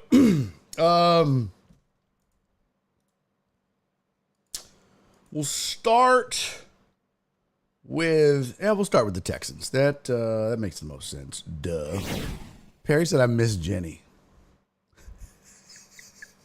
Y'all remember Jenny? I miss her. Hashtag rest in peace, Jenny.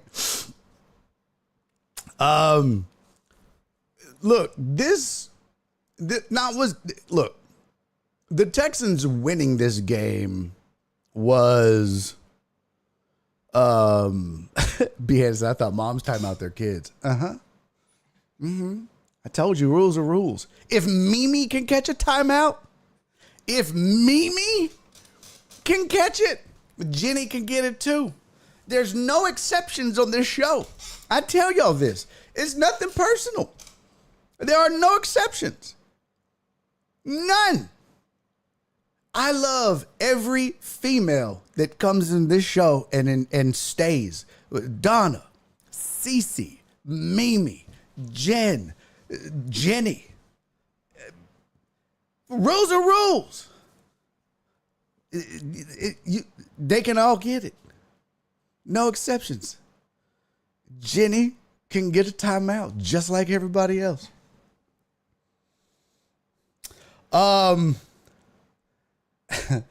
The Cisco is just dying for one. Look, Die Hard is a Christmas movie. Fuck Bud Light. Okay. I mean, you could just say time me out. Well, appreciate you, Potch.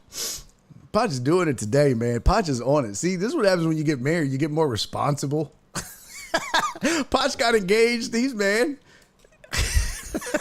He said, "Okay, if you want it, if you want it, you got it."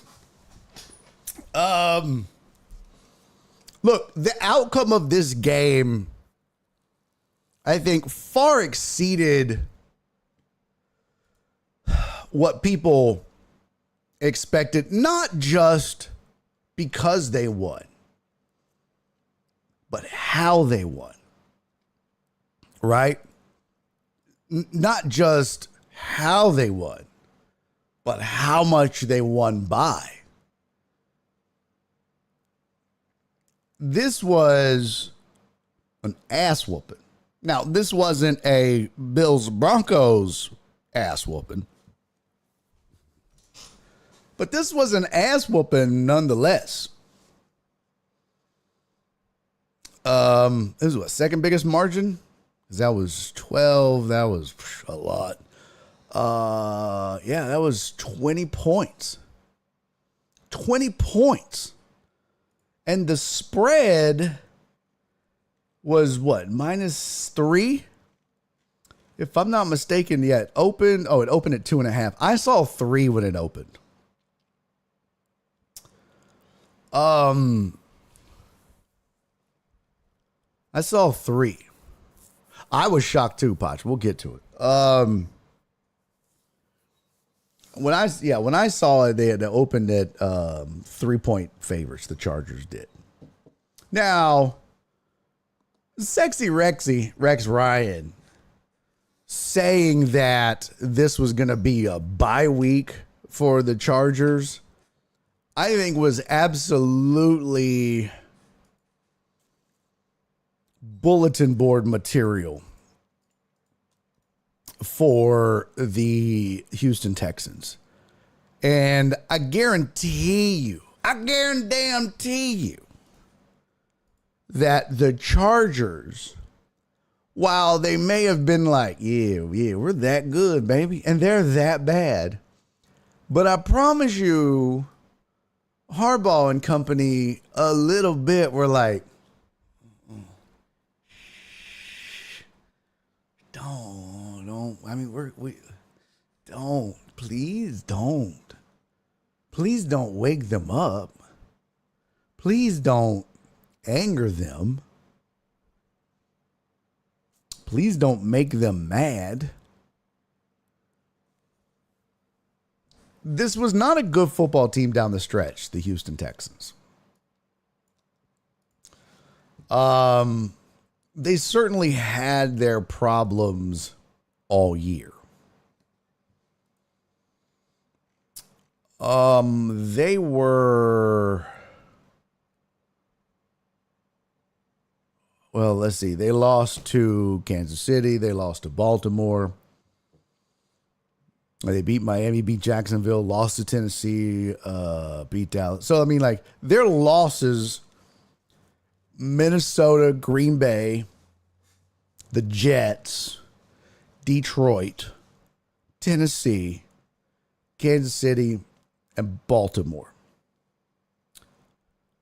Now, the Minnesota game was a blowout. The Baltimore game was an ass whooping. The Kansas City game was not great. And we're going to get to that in more detail later in the week. The Tennessee game, not a good showing at home. But the Detroit game we've talked about ad nauseum on this show, that was a last-second game. They very easily could have and really probably should have won that game. They probably, I mean, no probablys about it. They should have beaten Detroit. Jared Goff, 5 interceptions. That's right, B-Hannon. They forced Jared Goff into 5 interceptions. What did the man have for the season? Let's see. Let's see. Yeah. How many did he end up with? NFL stats. No, not postseason. Regular season. Jared Goff ended up with 12 interceptions. Almost half of his interceptions came in one game against the Texans. And you might be like, well, that's a fluke. Really? Because Justin Herbert threw more interceptions in this playoff game that they just lost to the Texans, the Chargers did, than he threw all season. He had 3 interceptions the entire regular season, and then the man throws 4 in one game. Now, one of them was a ricochet. That's not his fault, but you got to be in position to make those interceptions. And look, some of those, that's just going to happen. That's football, baby. That's football. BN said 2 weren't his fault. Doesn't matter. That's football. Of those 12 for Goff and of CJ's, you know, sometimes your receivers run the wrong route. Sometimes they get hands of stone, but they still go on the board as an INT. And your defense still gets credit for it. And your defense has to be in the right position to get the INT. If they're out of position, if they're not in coverage, if they're not in the right spot, they don't get that ball. So they still get credit for it. So, I mean, if you're running zone and the ball trickles off the hands of a defender en route, you're in the right position. You're going to make the interception. That's ball, baby. Now, if you're, you know, in a poor position or whatever, that's why you don't. It's just an incompletion. So, this defense, I've said this all year. And it's a shame that more people don't hear it. It's my fault, but the Texans' calling card is this defense. The Texans have been carried by their defense. The Texans win in spite of their offense sometimes. They have looked to this defense time and again to bail them out. And it happened again in this game. They got down into a 6-0 hole like that because of the offense. You know, they go down, force a field goal. Defense does their job, prevents a touchdown, forces a field goal for a good, you know, against a good offense. Offense comes out, first play, fumble. And the defense could have easily folded because it was great field position. Instead, they get stout, put some sand in their shorts, and force another field goal. And literally, that's about as much as the Chargers would get the rest of the game.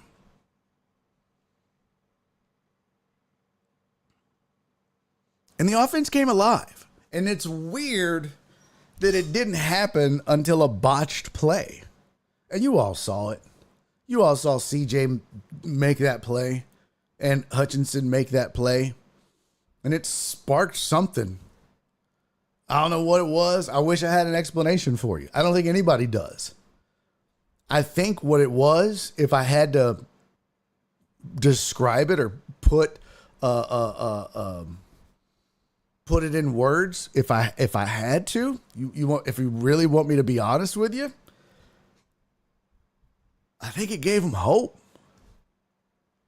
I know that sounds crazy because they're all professionals, but when you're going through the motions and you're just getting your ass whooped play after play, or you're just running into that line and you're just falling down and you're dropping back and running for your life and having to just chuck the ball up, and maybe you're getting the ball here and okay, and nothing's happening, and then it's just the same old shit that it's been week after week after week. And then all of a sudden, fucking, I don't know whose fault it was, if the snap was too early or if it was wide or if if CJ just muffed it. But now, oh my God, all hell's breaking loose. Here we go. Here we go. And then out of nowhere, CJ Stroud makes the impossible happen in one play. And all of a sudden, everybody's like, oh, shit. Wait a minute. We're not out of it if that dude has a chance. We have a chance. And it really ignited that offense. It ignited that team. And I think there was a point somebody said, and D'Amico acknowledged, that it wasn't just that. To me, it wasn't just the fact that sparked the team and the offense picked their game up and put some points on the board, but it was really too about ball control. They ran the ball. And they ran the ball and controlled the ball at the end of the game when it was absolutely crucial and necessary for them to do so.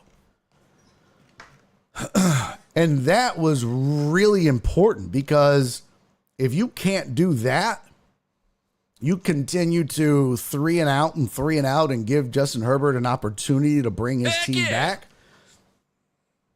This might be a different game. The Texans' time of possession, 34 minutes and 25 seconds compared to the Chargers, 25 minutes and 35 seconds. That's huge, ladies and gentlemen. That's huge. Almost 10 minutes that the Chargers did not have the ball. And what's crazy is that that's not just all the scoring, right? There's the interceptions.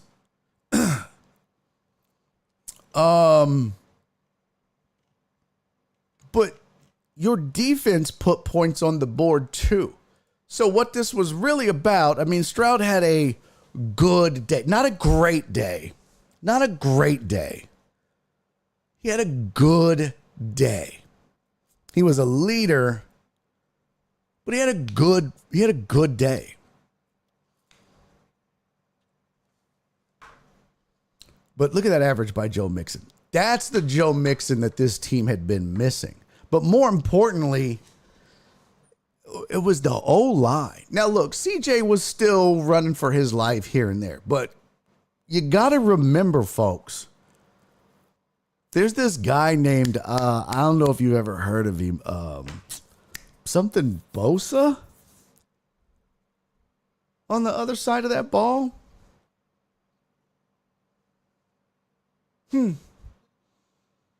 Yeah, you really didn't get,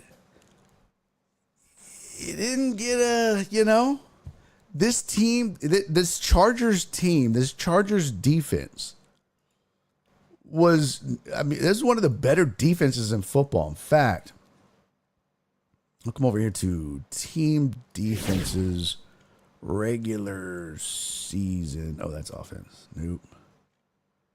I might have to pull this out here. Hold on. Team offense.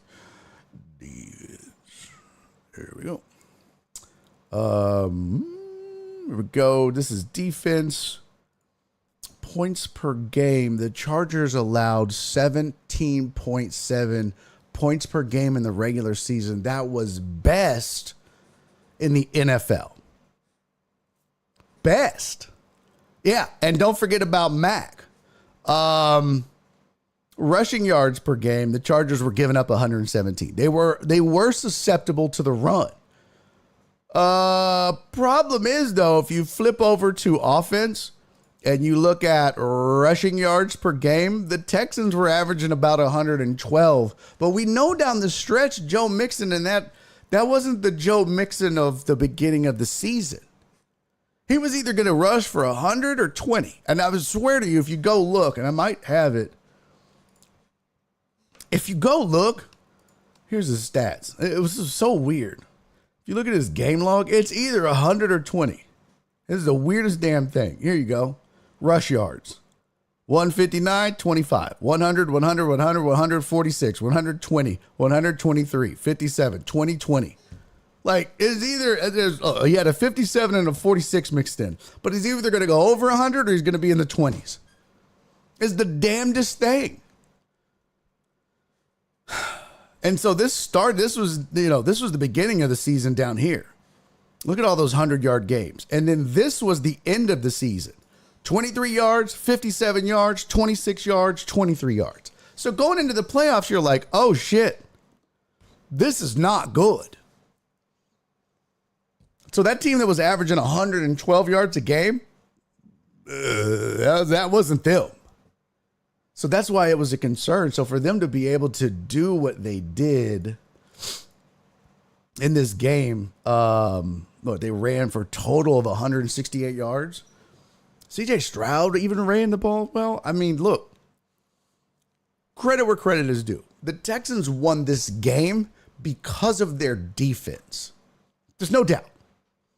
There's no doubt. To hold the Chargers to 6 when they did early in that game, that set the tone. And quite frankly, that won the game. That won the game. Because just as easily as they were only down 6, they very easily could have been down 14. And if this team goes down 14 and has to rely on pass protection so that they can throw the ball to start a comeback, they're fucked. But that wasn't the case, and they could still run the offense that they wanted to run. They were still able to be comfortable. And it worked. It worked. It worked. And the offense was able to relax. And then when that play happened with CJ Stroud, then the offense was like, oh, shit. They got some juice. They got some juice. They were like, you know what? We're really not out of this.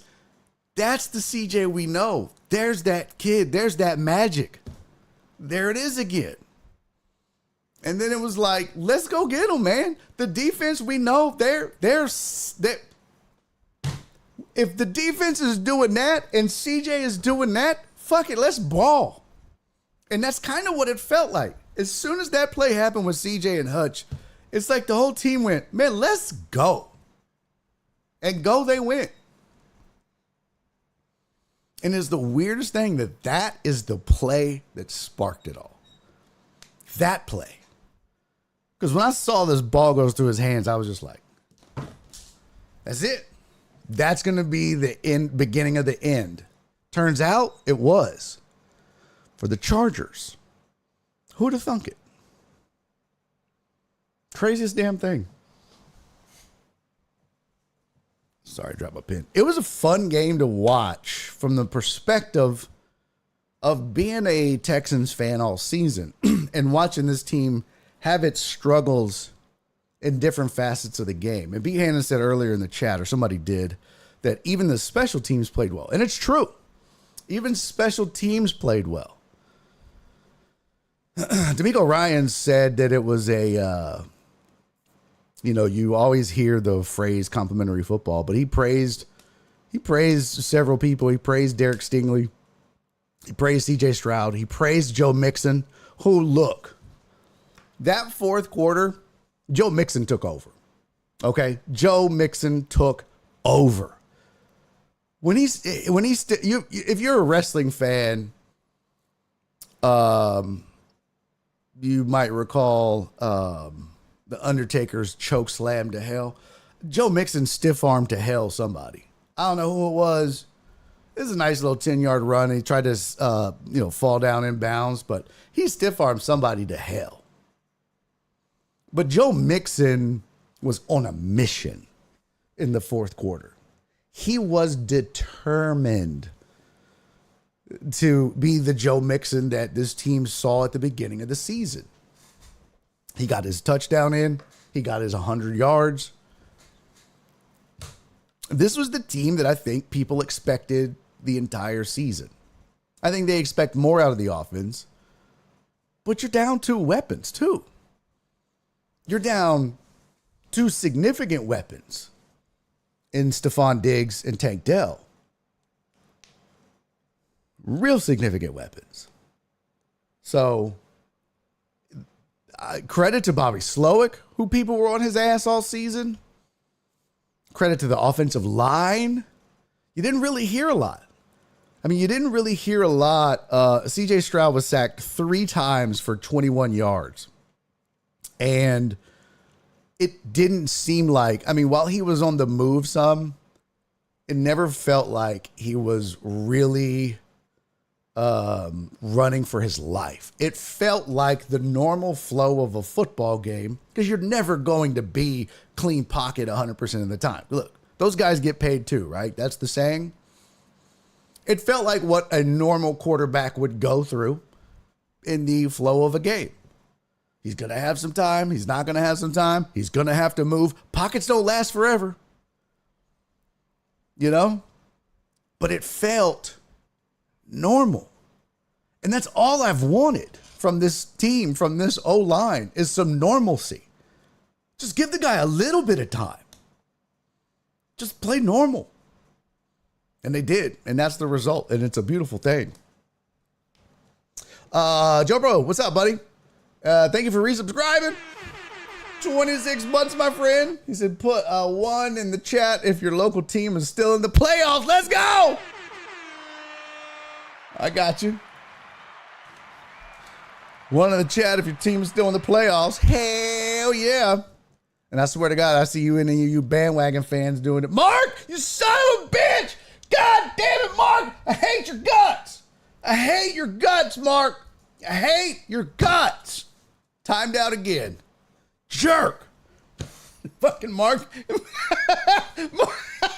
Mark don't give a fuck today. Mark is defiant. Defiant. Mark is defiant. Spoon got timed out. No, Spoon's a KC fan. Don't time out Spoon. He's a KC fan. So you got to lift Spoon's time out, Podge. He's a KC fan. His team is still in the playoffs. Spoon's like, what the fuck did I do? Fucking Podge is just... They don't even know what's going on. They weren't here. Oh my God, that's so funny. Oh, that's hilarious. Y'all missed the great timeout apocalypse of 2025. Spoon's like, damn, what'd I do? Earlier in the show, I said absolutely no bandwagoning on the Texans. if, Mark G's a Bears fan, Total Dallas was all like, go Bills. Heartthrob started it because he was like, go Texans. And I was like, absolutely not. Just you are a Dolphins fan and you're going to ride that raggedy ass Dolphin to the shore. You are not allowed to jump on this Texans bandwagon, sir. No. You're a Dolphins fan, you're going to be a Dolphins fan, which means your team ain't in the playoffs. Sit down. You can't be a Texans fan. You're a Dolphins fan. Stop it. And everybody's like, well, I don't know. There ain't no bandwagon and shit. You pick a city. You don't get to be this flip-flopping ass, but I like to root for two teams. No. And then Donna was like, put a one in the chat if you think you should get to root for two teams. I said, don't do it. I'll time everybody out. And then people started putting ones in the chat, and me and Potts just started just timing everybody out. And Potts just had an itchy trigger finger all day. As soon as somebody does it, bam, he's on them. So when Joe Pro said put a one in the chat if your team is still in the playoffs, Spoon is a KC fan. He put a one. Potts was like, bye, bitch. That's fantastic. Oh my God, that's so funny. Oh my God, Spoon said I've been a Chiefs fan since the DeBerg days. Potts said I'm going hunting this weekend. Next weekend, I'm ready to shoot. No shit. Oh yeah, Jared. You got Jared too? Damn, Potts. You got to undo Jared. That's too funny. That is too funny. And that's with 85 yards and penalties. Oh yeah, the Texans? Yeah. Yep. Listen, man, it wasn't the prettiest game, but it was still impressive. You know what I mean? Was it the most beautiful thing ever? Was it a thing of beauty, a glorious? No, but it was still damn impressive considering one, they were an underdog, and two, they weren't supposed to win. Excuse me, and three, they'd had their problems. They had their struggles. And, yeah. And so Rex Ryan had to go on and they asked him, how's he feeling? He was like, well, I'm sorry. He had to apologize to the Texans fans. Nate said, one, I'm a Bills fan now. Well, Pot, you know what to do, brother. Did you get Nate already? I think he got Nate already. Did he get Nate already? I might be one behind. Did you get Nate or did you miss Nate? You missed Nate? You let him slide? Hey, double R9s. We'll do some college tomorrow, bro. I just saw your chat. My bad. We'll do some college tomorrow. We're going to do mostly... we might get to a little college. We're definitely not going to talk national championship until later in the week. We're going to get to the games that did happen early this week, and then at the end of the week, we'll talk about the national championship coming up. Dub said I call for a mod impeachment. I'm literally the only one that can control the mods and who mods on this channel. Like, there's no one else that has the rights to do it. Pot squad wiped the whole day drinking tea. That's funny. Dub said abuse of power. He's only doing my bidding.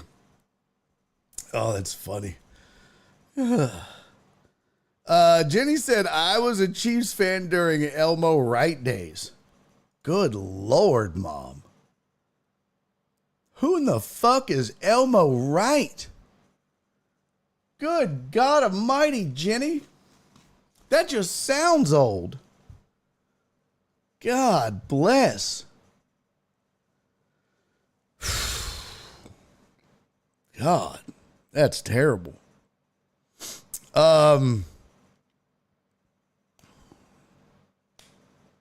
Okay, so this was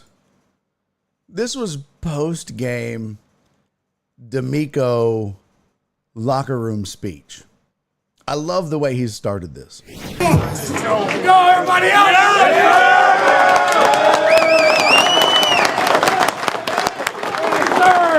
By the way, nobody in the history of hands is a more intense clapper through the face than D'Amico Ryans.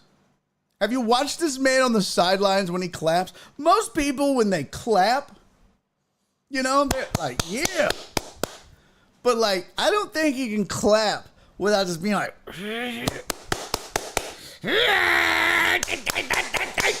that's the most intense face clapping ass man I've ever seen in my whole life. I'm here for it, by the way.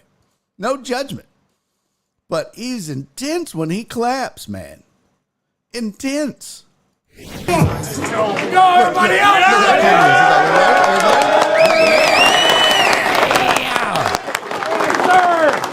Hey, man.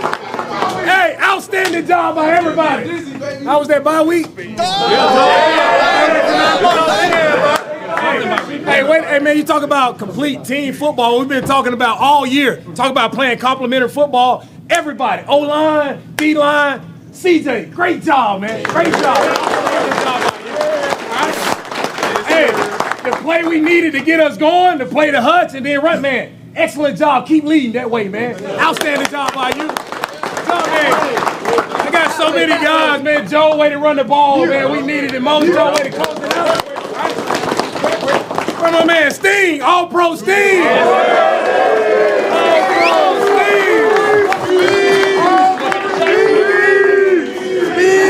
Hey, best in the business, man. Keep going. 2 picks a day. Man, put the team on your back. Outstanding job. Everybody, D-line.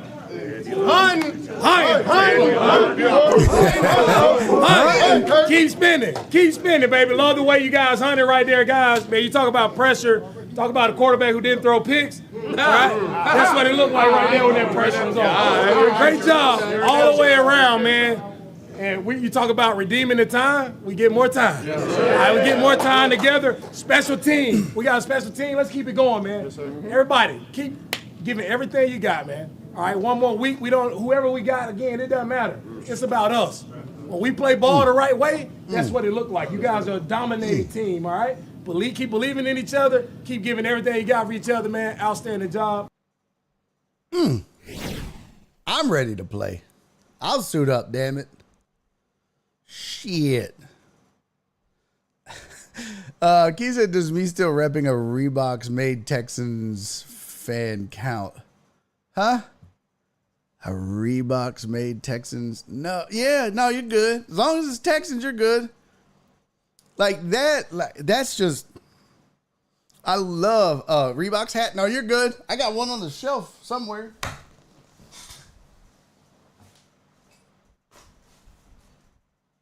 Damn, where's my, hold on, shit. How come I haven't been wearing this either? Oh, no, I got New Era, my bad. Oh, no, this is a Reeboks hat. There we go. Look at that. Boy, what? That's that old school Texans hat. This is a newer one. Yeah, it's a newer old one. I got that one from somebody when I was doing radio. Man, look, god damn, this hat is small. Damn, I'm on the last snap on this little bitty, this motherfucker little. Damn. This bitch is tiny on my big fat head. I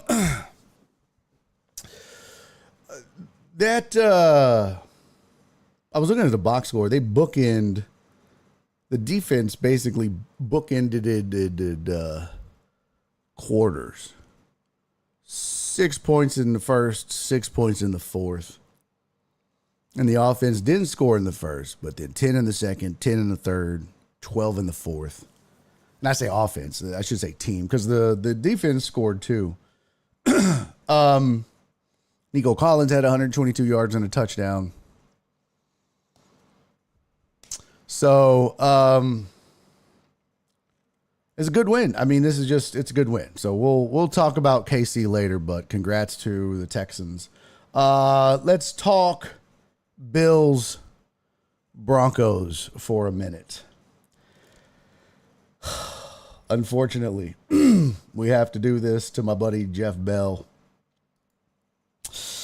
Sorry to do this to you, Jeffrey. Yeesh. Actually, no, let's talk. Hold on. What is happening right now? Stop it, sir. Let's talk Ravens Steelers. Excuse me for 1 second. We were winning for a quarter. Famous last words. Oh, there you go, CC. You can rock that. D'Amico, Alabama jersey. There you go. Roll, motherfucking tide roll. Let's talk Ravens Steelers. That was the same day, same game. Or that day. That game was the same day. So let's get that out of the way real fast.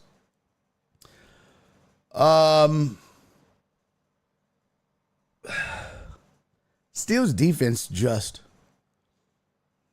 didn't get it done. Steelers defense was just bad.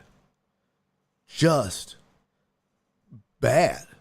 And if I'm not mistaken, I think I read that they're the highest paid defense in the league. And if you're the highest paid defense in the league, and that's going to be your calling card as a team, which is kind of what it's been. Russ, once he replaced Justin Fields, he had some moments, and he's kind of become a game manager of sorts. And it's kind of been what the Texans have been doing, right? Only CJ Stroud has had better luck, I guess. But the formula was win with defense, don't lose by your offense. But in this case, you didn't win with defense. And look, don't get me wrong. And somebody just put it in the chat, and I believe that's right. Lamar does feel inevitable. When you have a guy who can do the things he can do on the ground and through the air, it's almost not fair. It's almost not fair because it's like, you know what sucks? This sounds crazy. I think next week we're probably going to get the best, at least offensive matchup of the playoffs. I mean, just at least quarterback wise, for sure.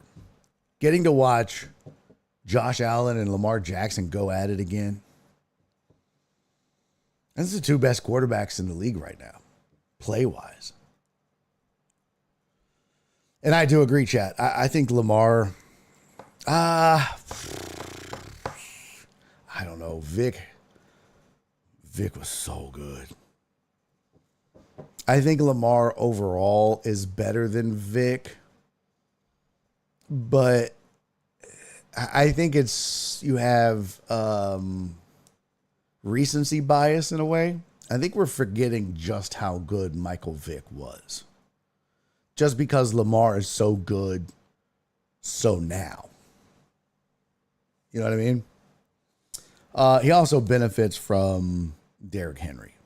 But the Steelers just losing down the stretch, unable to get anything done, and Russ finally caught up to him. And that's a team that needs a quarterback. And Russ ain't it. Russ ain't it.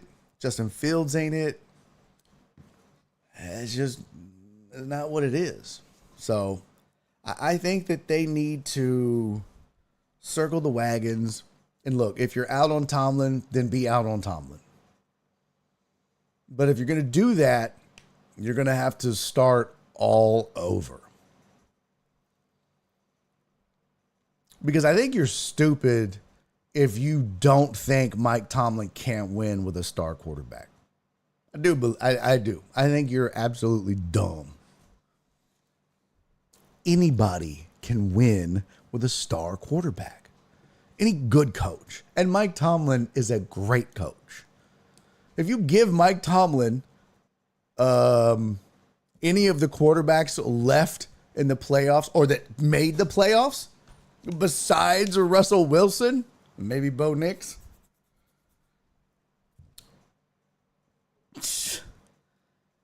In fact, if you just give Mike Tomlin any of the quarterbacks that make the divisional round or that'll be left in the divisional round, he probably gets there. Because what? Who's it going to be? It's going to be Lamar, CJ, Josh Allen, and Patrick Mahomes on one side. And on the other side, it's going to be what? Jared Goff, Jaden Daniels. Who am I missing? Jared Goff, Jaden Daniels. It's either going to be, well, Darnold or, Stafford. Yeah. Darnold might be the wild card there. Who am I missing on the other side? Philly.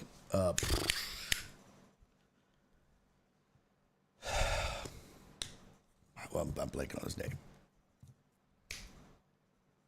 God, I hate my brain. Hurts. Thank you, Perry. Thank you. Yeah. You telling me you don't think Mike Tomlin can win with those guys? Come on, man. Come on, man. Come on. The only one that I might be a little skeptical about him being able to win with would be a guy like Sam Darnold. Just because that's not Tomlin's thing is, being a quarterback guru. But those other cats, pretty sure he can win with those cats. Now, you could get the right. I did look at the chat, Spoon. It doesn't I have a delay, bro. I have like a 10 or 12 second delay from when y'all chat. But you get the right coordinator, you probably could. I think that's part of his problem. He needs to find better coordinators. The Bills-Broncos game, staying in the AFC. That was ugly. I'm sorry, Jeff Bell. That just got ugly, bro. There's just no way around it, man. It's just no way around it, dude. Look, here's the thing, man. Just in as much as Lamar feels inevitable, in a lot of ways, the Bills feel inevitable. And Josh Allen does too. That's what's crazy about this. I'm looking at the bracket. And quite honestly, and I'm saying this as a Texans fan, I look at this final bracket of divisional round teams, and I can't help but sing a little song in my head.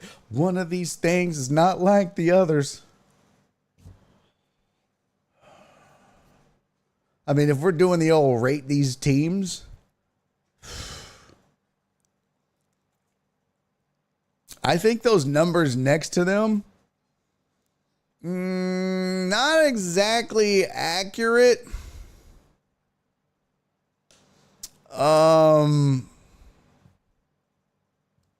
Except for the Texans. They're by far the worst team left in the AFC. I think I'd have to put the Chiefs third. I think the two best teams in the AFC are about to face each other next week, and that's unfortunate. I think the two best teams in the AFC, quite honestly, are the Bills and the Ravens. That said, the two best human beings in the playoffs are on the Chiefs. The two best individual human beings with a beating heart. Now, one of them's might be a little beat a little less often than it might should. But the two best human beings, Patrick Mahomes and Andy Reid. And they're on the Chiefs. So that's why they're not going to be counted out. But it does suck that the Ravens and the Bills, one of them's got to go. By the way, looking at it, I don't know if you saw this already, but the early lines are out. Chiefs are favored by 7.5, and the Ravens are favored by 1. So, there you go. Chiefs favored by 7.5. Ravens favored by 1. Over in the NFC, the Rams and Vikings play tonight. The Eagles-Packers game. Eagles just too much. I will say I didn't get to watch these games. Unfortunately, I was on the road and I was doing on the road things. Damn. From what? Look at that. Get off me. Get off me. Bro, I said get off me. As I understand it, though, it doesn't look like Jordan Love had a great game. 3 interceptions. Jalen Hurts did just enough. 2 touchdowns, 131 yards. He ran for 36. Saquon Barkley, 119. Jalen Hurts threw for 2 touchdowns. There must have been some missed extra points up in this bitch. Oh, yeah, 1 for 2. That highlight was basically the vibe for the whole game. Got it.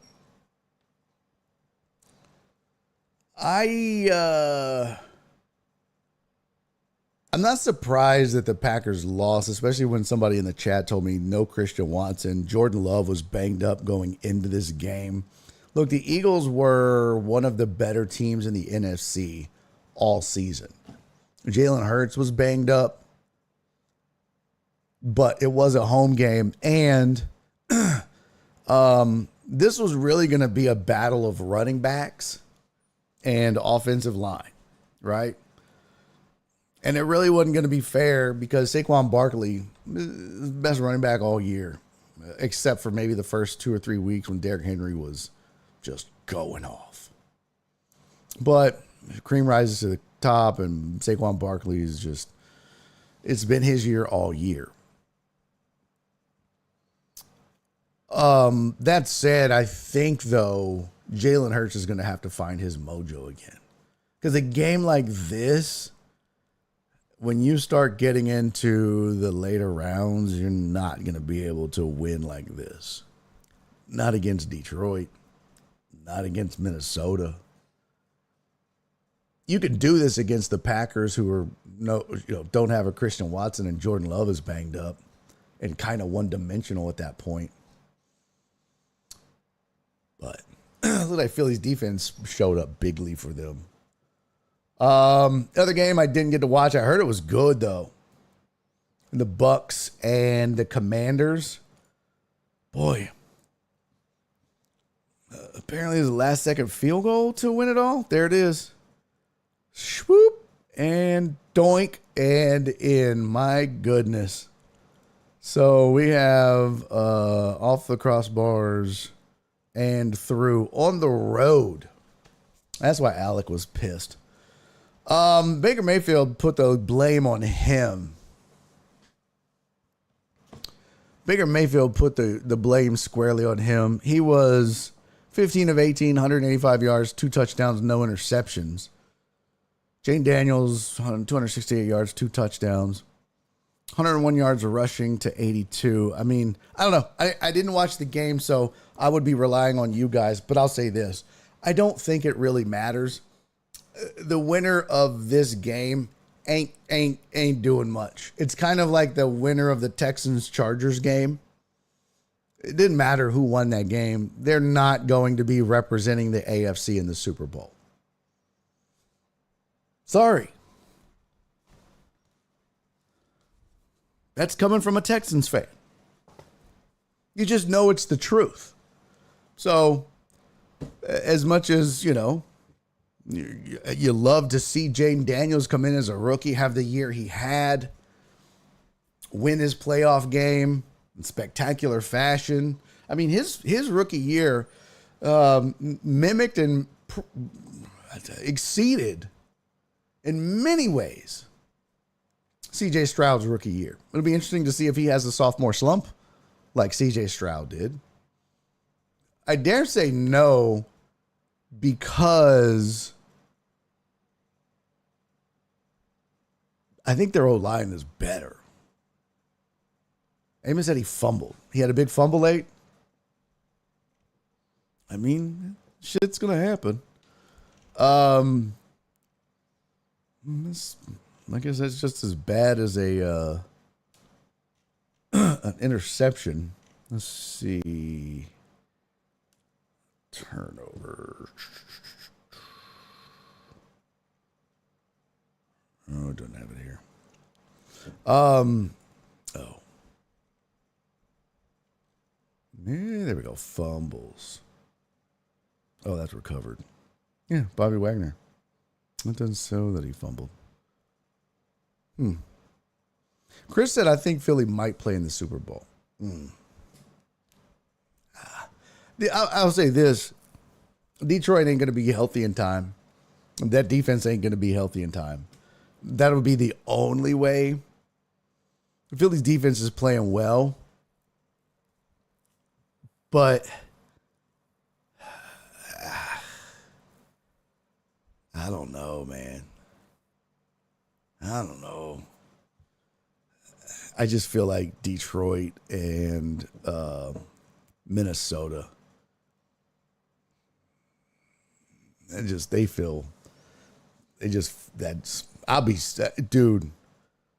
wouldn't that be crazy if the Rams beat the Vikings?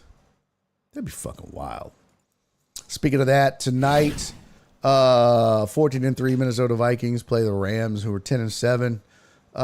Minnesota favored by only 2.5. And that's what's crazy is they talked about it ad nauseum pretty much everywhere. I mentioned it on this show, but only because people were saying it. But it's kind of true in a way. LA got hot. And this will be played in Arizona, so it's certainly not a home game for LA. And that sucks for them in a lot of ways. But LA got hot down the stretch. And a lot of people were saying, you don't want to play LA in the playoffs. You don't want to play them late. You know? You don't. And they were rolling. I mean, shit. What is their CC? Thank you for the new biddies. CC said, happy anniversary, Walt and Sid. Let's go.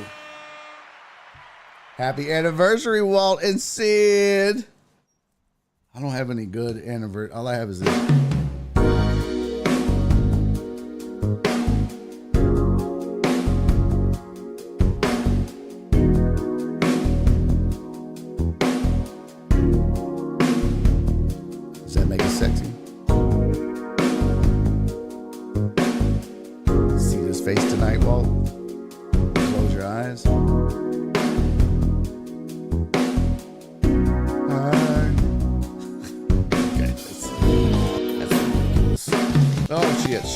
Oh, shit. Now I got the birthday song going. This is all kinds of jacked up.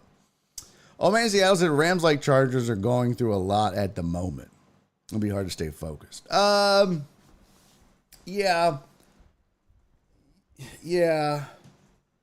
Look, you can't, though. You cannot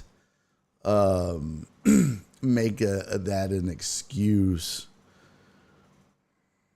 You know. You can't give them that excuse. I mean, it sucks. Don't get me wrong, but Tiny Hugo said they should have taken the game to St. Louis. No.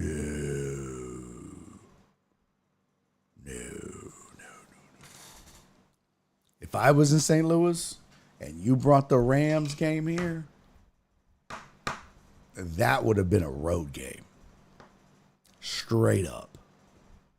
I'd have been the biggest Viking. Bro, think about this.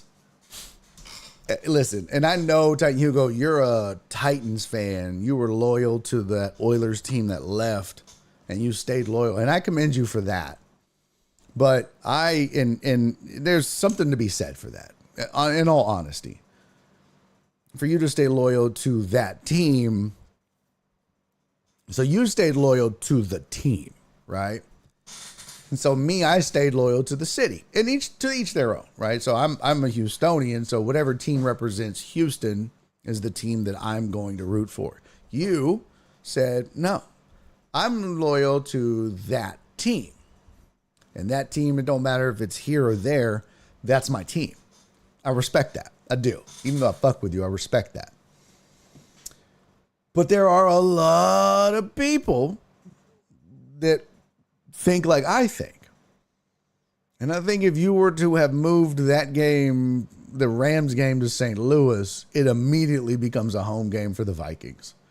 Because the Rams would have booed the shit out of the Rams. Maybe I'm wrong, but that's what I believe. Because I know I would have.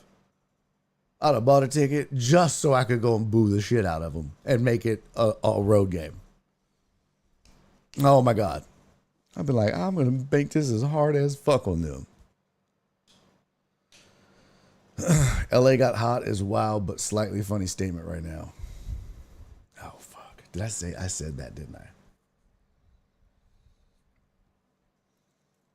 That is so fucked up that I said that. Can't believe I said that. Did you hear, though? You know what's fucked up? Speaking of that, apparently, Jesus Christ, Joe Biden they were like having a big cabinet round table about the fires in LA. You know what I mean? He's like, well, I also need to know, what? How did I get here? No, that's not what happened. What happened was they were having this meeting, right, on the fires in LA. And his cabinet, Kamala Harris, they're all there. And they're briefing the president on the fires in LA, the latest and the updates. And he's speaking. He's like, well, this is this and this and this. And now I'm going to turn it over to Kamala. Kamala, you have anything you want to add? You just fire away. Bro. They said some of the people in the room were like, oh, Joe. Did you have to say fire away? You dumb... Bro, really, Joe? Of all the words, man, fire away. Come on, man. God damn, Joe. God damn, Joe. Joe Kryptonite said, Rams are the only team from the NFC that could beat the Chiefs. If the Lions go against the Chiefs, Jared Goff is going to be the one seeing ghosts.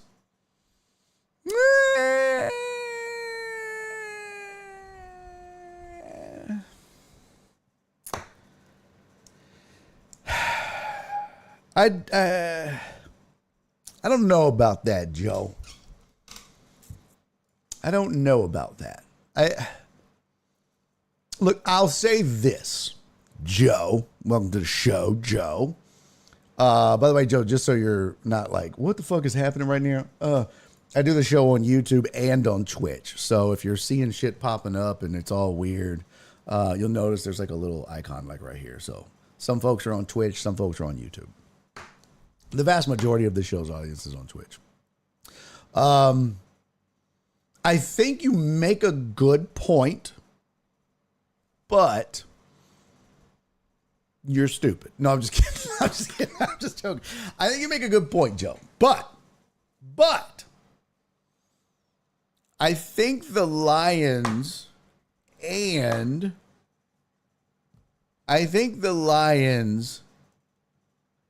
the Vikings both. I think they both Well, and maybe the Vikings a little bit to a lesser degree. But I think that they both have enough to present enough problems to the Chiefs. Here's the thing. I don't think the Chiefs are going to the Super Bowl, bro. Now, I'm not there yet. We're not there. But I think the whole argument is moot. Or as I once said famously back in the day, it's a mute point. I really don't think the Chiefs are going to the Super Bowl, bro. I think whoever wins that Bills-Ravens game, that's your Super Bowl representative for the AFC. I really do. I think the Chiefs are beating the Texans. But I think that your AFC championship game is happening next week in the divisional round between the Bills and Ravens. I really do. I believe that. So, yeah, and that's what Spoon is saying. Chiefs must get there first. Bro, the Chiefs they've got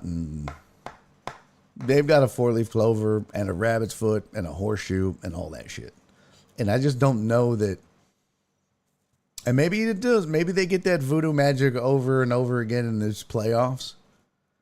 I just don't see how the Chiefs can stop the Ravens.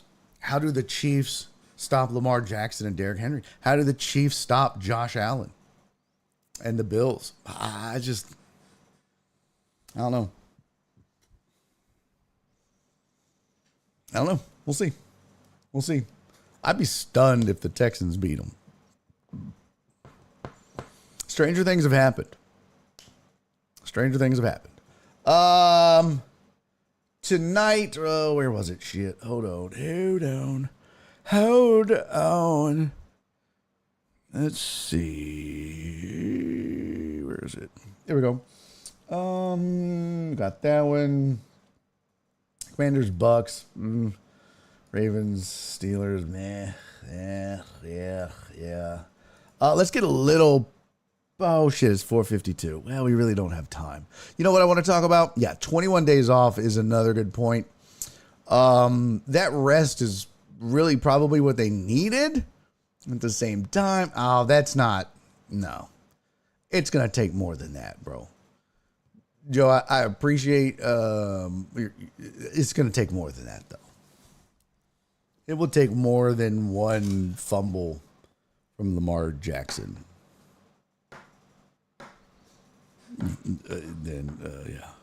Or Josh Allen. It would take more than that. Hey, Mark, I love you, buddy. Thanks for being here, homie. God damn it.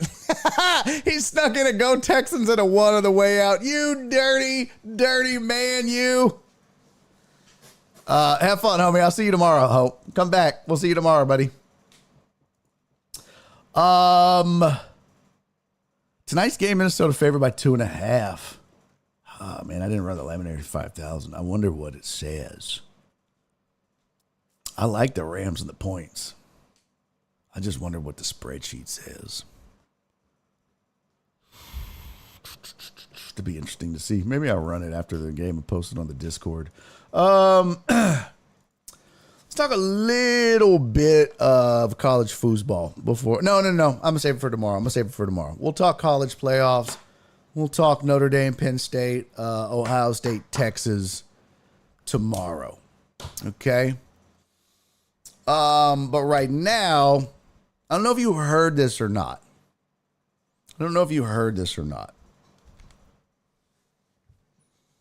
LaMelo Ball. Not LaMelo Ball. LaAngelo Ball. LaAngelo Ball signed a 3-year deal. Let me look it up. LaAngelo Ball signed a deal. That's all I see here. I want to say it was a Here we go. ESPN has it. Well, he signed a deal. He signed a deal with Def Jam. It's worth $13 million. $8 million of it is guaranteed. He retains the rights to his music. But he signed a deal with Def Jam as a recording artist. The opening sentence in this article from ESPN, and it was all over the internet. I forget where I first saw it. It was somewhere else. But it says, LeAngelo Ball has signed a deal with Def Jam and Universal Music as a representative from his label Born to Ball Music Group says. Source told ESPN the deal's worth as much as $13 million with $8 guaranteed. Gives Ball full ownership of his music and his record label. Ball is the second song to follow his debut, Tweaker, in the near future as well. Ball's middle brother of Chicago Bulls guard Lonzo and Charlotte Hornets guard LaMelo. And look, let's see. It says he went unselected in the 2018 draft. He signed training camp deals with the Pistons and Hornets in 2021 and 2022 Hornets, but never made a regular season roster. He averaged 4.4 points in 31 NBA G League games for the Greensboro Swarm. But he has since refocused his career path to be an artist and musician. The song is described as having an early 2000s rap and modern hip-hop feel and was released January 3rd on the World Star Hip Hop YouTube page. It's earned 8 million views as of Jan 13th. I got to hear this shit. Cisco said LeVar just out here sacrificing his sons to Diddy for the fame. Hey, appreciate you, Nasty Nate. You got the hottest song in America right now. I got to hear it. I'm going to play it. I'm going to download it. I'm doing it. Let's see. LeAngelo Ball song. Is it called Tweaker? Is that the name of the song?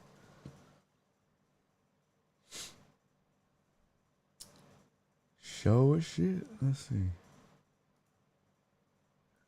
I'm going to get hit with it. What up, Houdini? Let's see. We're going to listen to it together.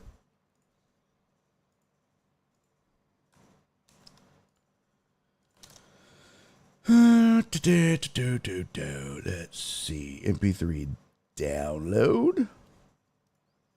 Save audio. Shows today.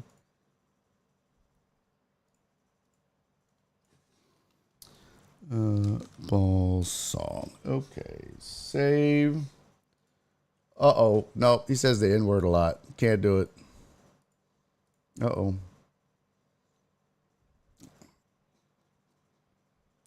wow.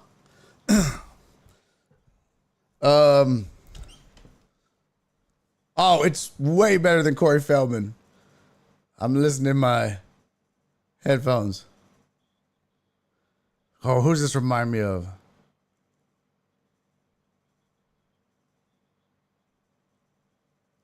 I mean, I guess I could play it. Well, no, I'd probably get hit on Twitch with it.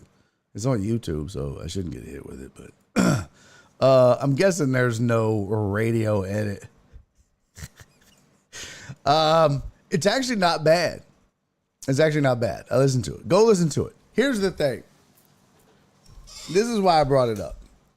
Way back when LeVar Ball was like, all my sons are going to be in the NBA. All my sons are the best. And a lot of people told us that LaMelo Ball was actually the best basketball player of the three. And we were all like, nah. Well, first of all, it turns out they were right. Hey, what up, Growler? Appreciate you stopping by, man. We talk mostly football, basketball, baseball, the big three. You know what I mean? Sometimes I'll talk a little... Sometimes I'll talk a little cricket and chess. I'm just kidding. It's mostly football, basketball, baseball. So, yeah. That's what we talk. But LeVar was like, yeah, my sons are going to be the best. A lot of people told us that LaMelo was going to be the best. They were right about that. Lonzo can't stay healthy. And then LiAngelo wasn't shit. But now, on X especially, people are, it's trending, in fact. LeVar's name was trending. And they were saying how LeVar Ball right now must be, he's probably walking around like, yeah, I told y'all, yeah. It's like, well, he didn't have nothing to do with this. That man had nothing to do with this. Like, look, I love my mom. And my mom has been really supportive of me. But like, for if to give her credit for the success of Barry on Deck would not be, well, okay, that's probably not fair because she does do a lot behind the scenes. That's a bad analogy.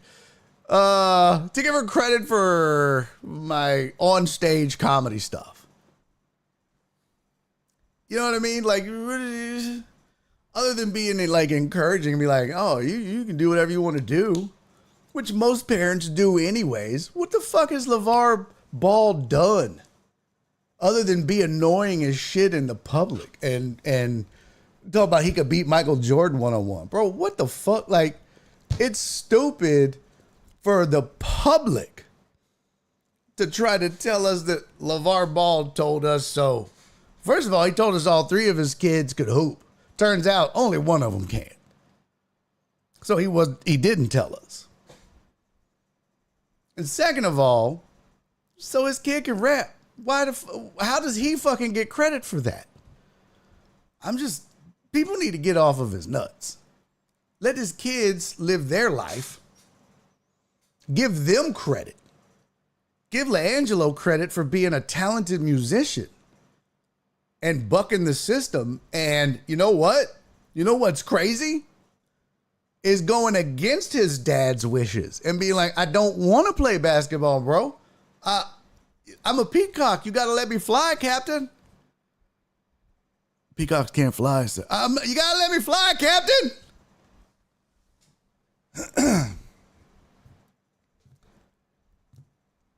So, yeah, man, it was driving me fucking nuts this morning on X. I'm seeing like, LeVar Ball. Bro, why are you all even mentioning his name? Like, he's not the one out there playing. That's LaMelo. He's not the one out there rapping and writing songs. That's LiAngelo. And he's not the one out there rehabbing. That's not fair. That's LaMelo. Well, I don't know what else does he do. What does the first one do besides rehab? That's all that motherfucker's done since he got drafted. Get hurt and rehab. I mean, good for him, but damn. Let's be real about it. Kroll said sitting on the bench. Exactly. I mean, somebody's got to do it, but he made it. He made it. It's just ridiculous, man. Stop giving that man credit for what his kids did. He raised good kids. Give him credit for that. He raised good young men who got determined enough to, but that's what, you know how many parents have done that? LeVar Ball ain't rapping or playing basketball. He's just a big mouth man with big teeth and won't shut the fuck up. That's what he's best at.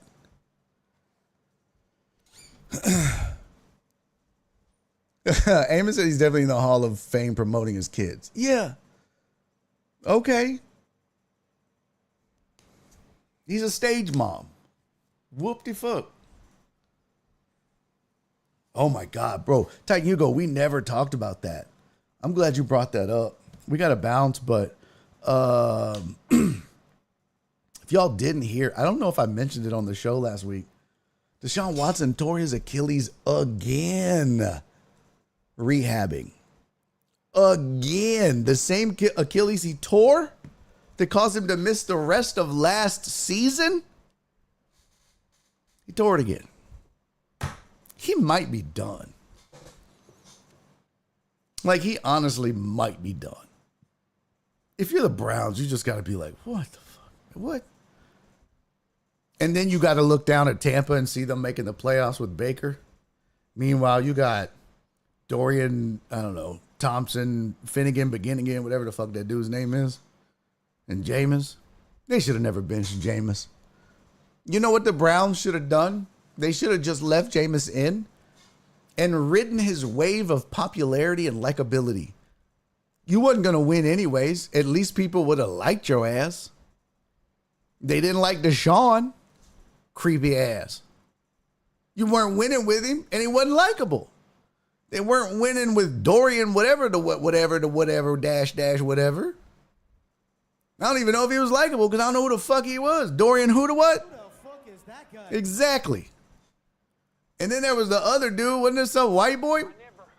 Thank you, Patrick Swayze. You should have just fucking rolled with Winston, bro. You should have just rolled with Winston. That's what you get, Browns.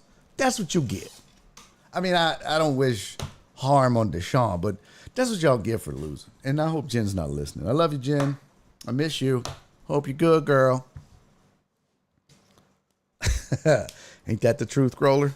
Browns with the all-time dumbest contract in all of sports.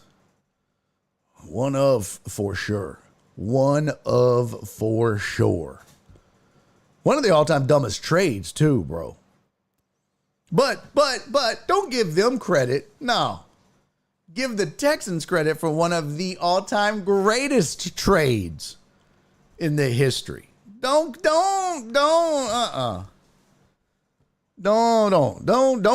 that to the Browns. Give it to the Texans.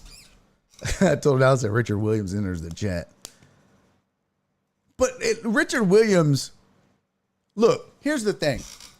I showed that video of that time Richard Williams came off camera and got in that man's face, that interviewer, and was like, hey, man, she answered the damn question. Stop asking the damn question. She's a 13-year-old black girl, man. Stop asking the damn question. You trying to, like, Richard Williams, you know, he pushed his girls. He made them better, but he went out talking about, man, I could beat John McEnroe in tennis. You know what I mean? He was a stage mom, yes. But he played the back. I mean, kind of. He was still a little out there, just like Tiger Woods' dad was. But if you don't know the difference between LeVar Ball and Richard Williams and LeVar Ball and Eldrick Woods, you ain't paying attention.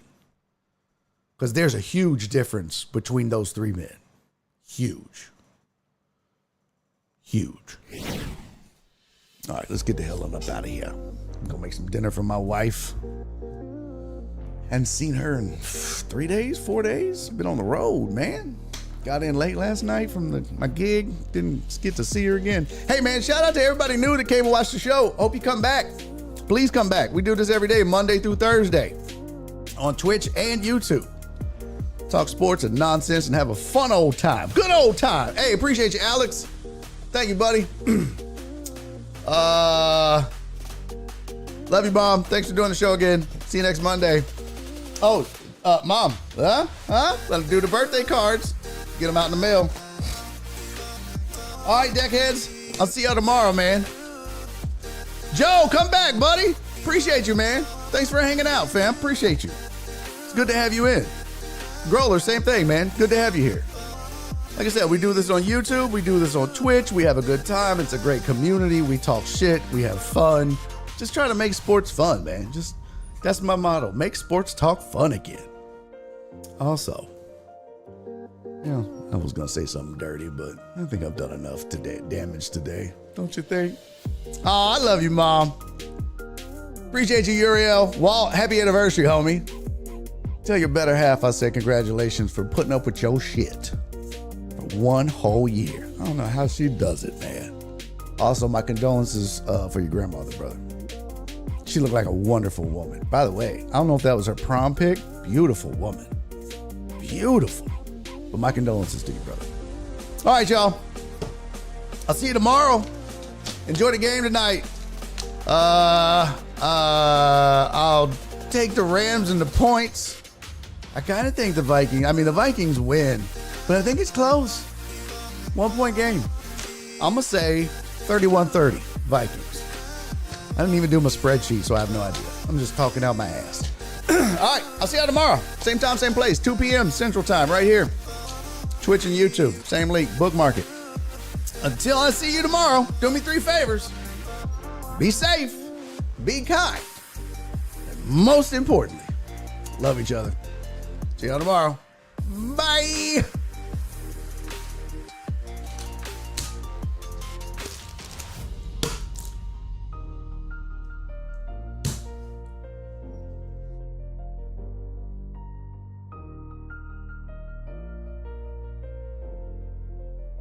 Daddy's making a YouTube video.